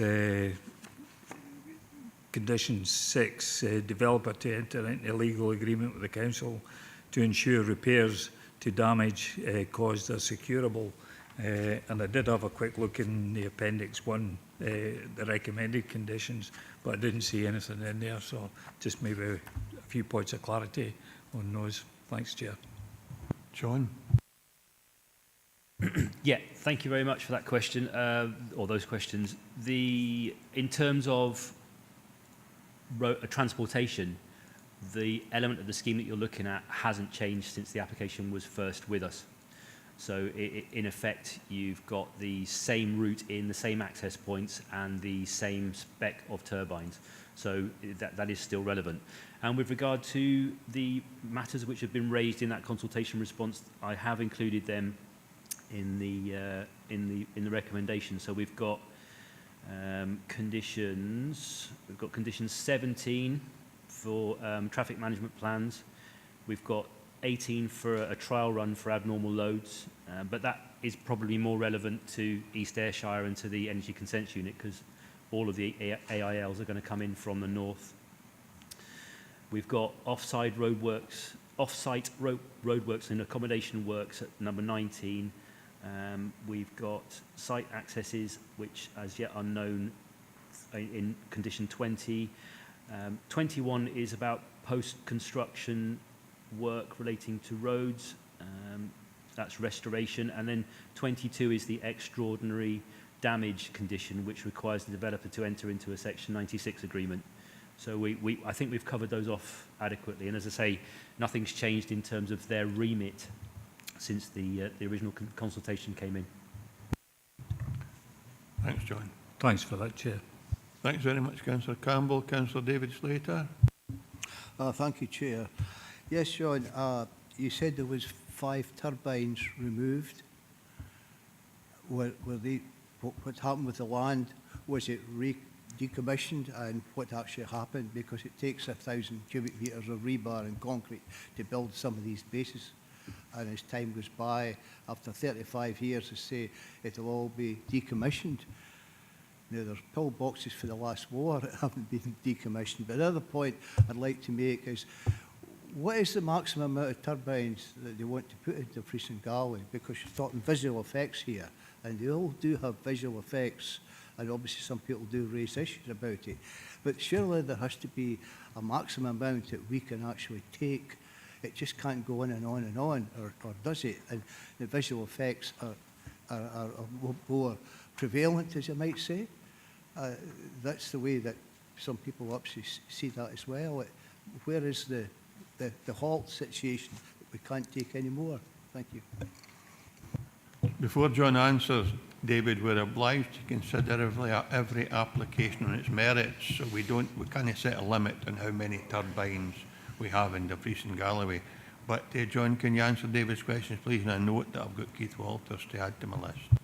Yeah, no problem. I think just to clarify, and I think it's a good timing perhaps raising that question, is that the scheme originally was for 15 turbines, and the site area which included all of the turbines includes this part in East Ayrshire, and the turbines have simply been deleted from the scheme, so we're not seeing them. And that area of the site has never had any turbines consented on it. In fact, the last time around, it was dependent on the removal of that western cluster that the application was ultimately supported in 2017. So we've had a repeat of the circumstances, really. Came in with the 2 sites and 2 areas of the wind farm, east and west, and twice that western area has been deleted. Now, I picked up on the other part of your question, which I probably can answer, which is that generally speaking, when a wind farm is decommissioned, the proposal is that everything above ground gets taken away. The foundations are left in situ, and the tracks are generally passed on to the landowner if they're going to use it for something else in the future. Thanks for that, David. Councillor Pauline Drysdale.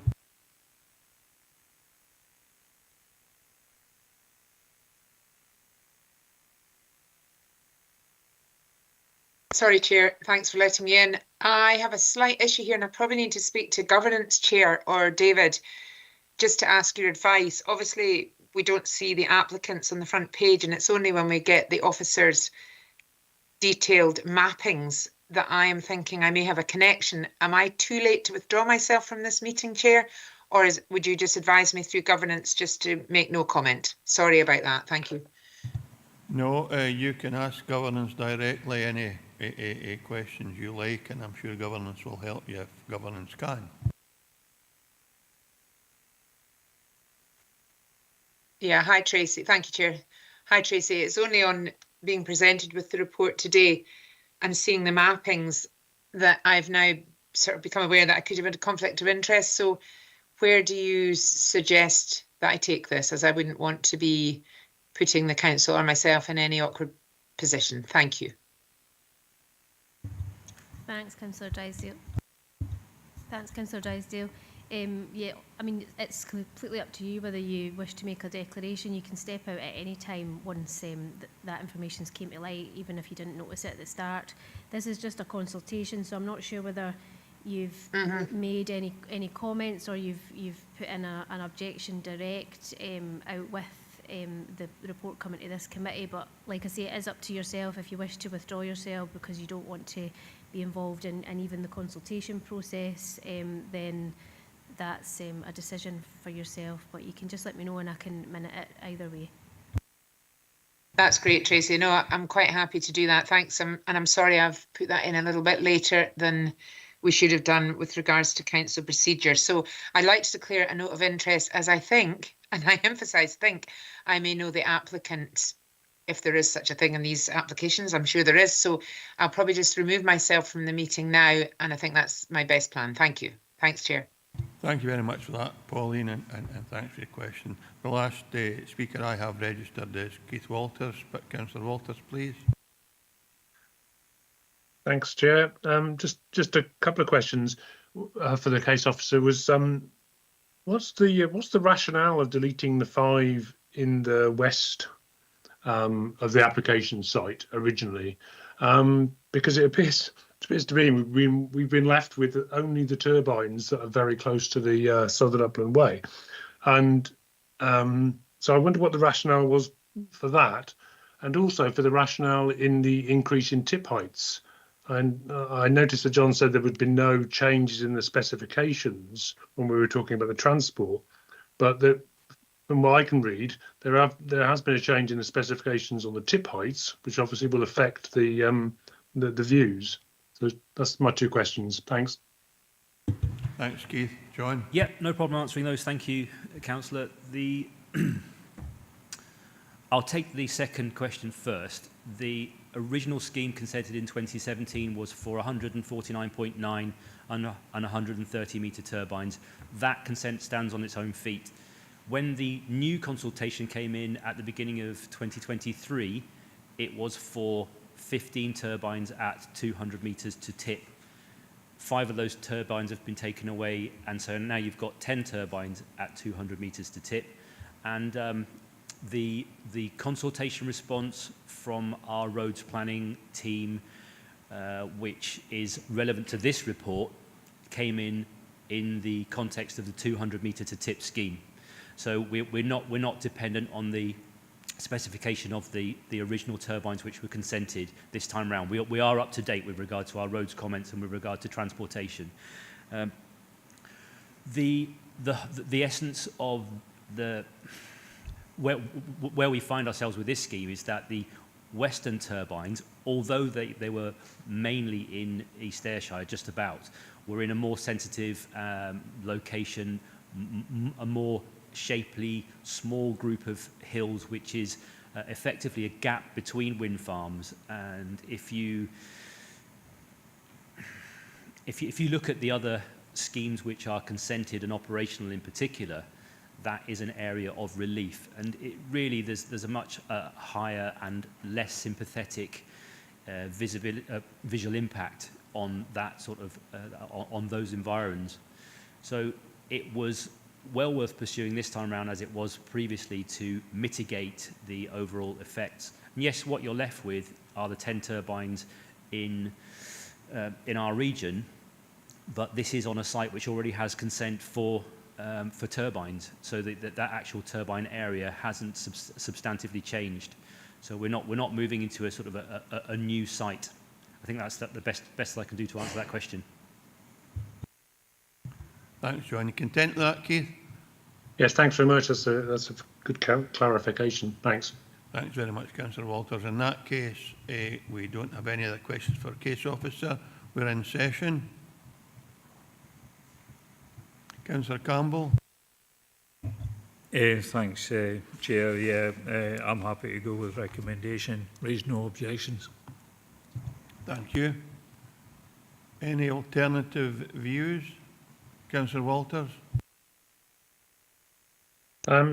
Yeah, just from what I've seen on the views and stuff like that, I would say we would raise an objection in terms of the landscapes and visual impacts policy, saying that they should be supported if the landscapes and visual impacts are localised. Now, because of the impact they have on the Southern Upland Way and also the Andy Goldsworthy statues, which, as John pointed out, are probably of regional importance, as well as the Southern Upland Way, which is of national importance, I think we should object. But I'm happy to see what people think. Thanks for that. If you have a seconder, we will have to find an acceptable means of objecting to the development. I'll wait and see if you've I currently don't have a seconder either for Councillor Campbell's, or Councillor Baretti is seconding Councillor Campbell. Seconding Councillor Campbell, thank you. Okay, so is Councillor Andy McFarlane?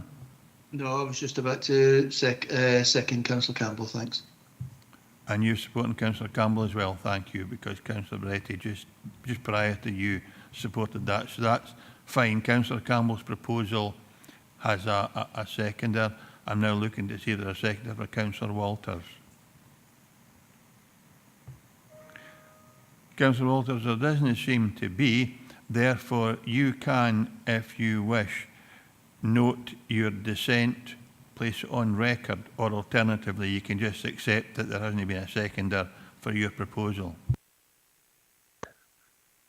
I think I'd be happy to do the former, actually, which is to record my dissent. Thanks very much, Chair. Thanks very much, Councillor Walters. So we have a proposer and a seconder that we go with the officer's recommendation. Councillor Walters wishes to record his dissent. That will be done for him. And Tracy, our clerk, can you confirm the decision of the committee, please? Thanks, Chair. Members have agreed to raise no objection to the consultation. Thank you. Thank you very much, members. Thank you all for your attendance today and for your input. I have no further business. Close the meeting. Thank you. Thank you, Chair.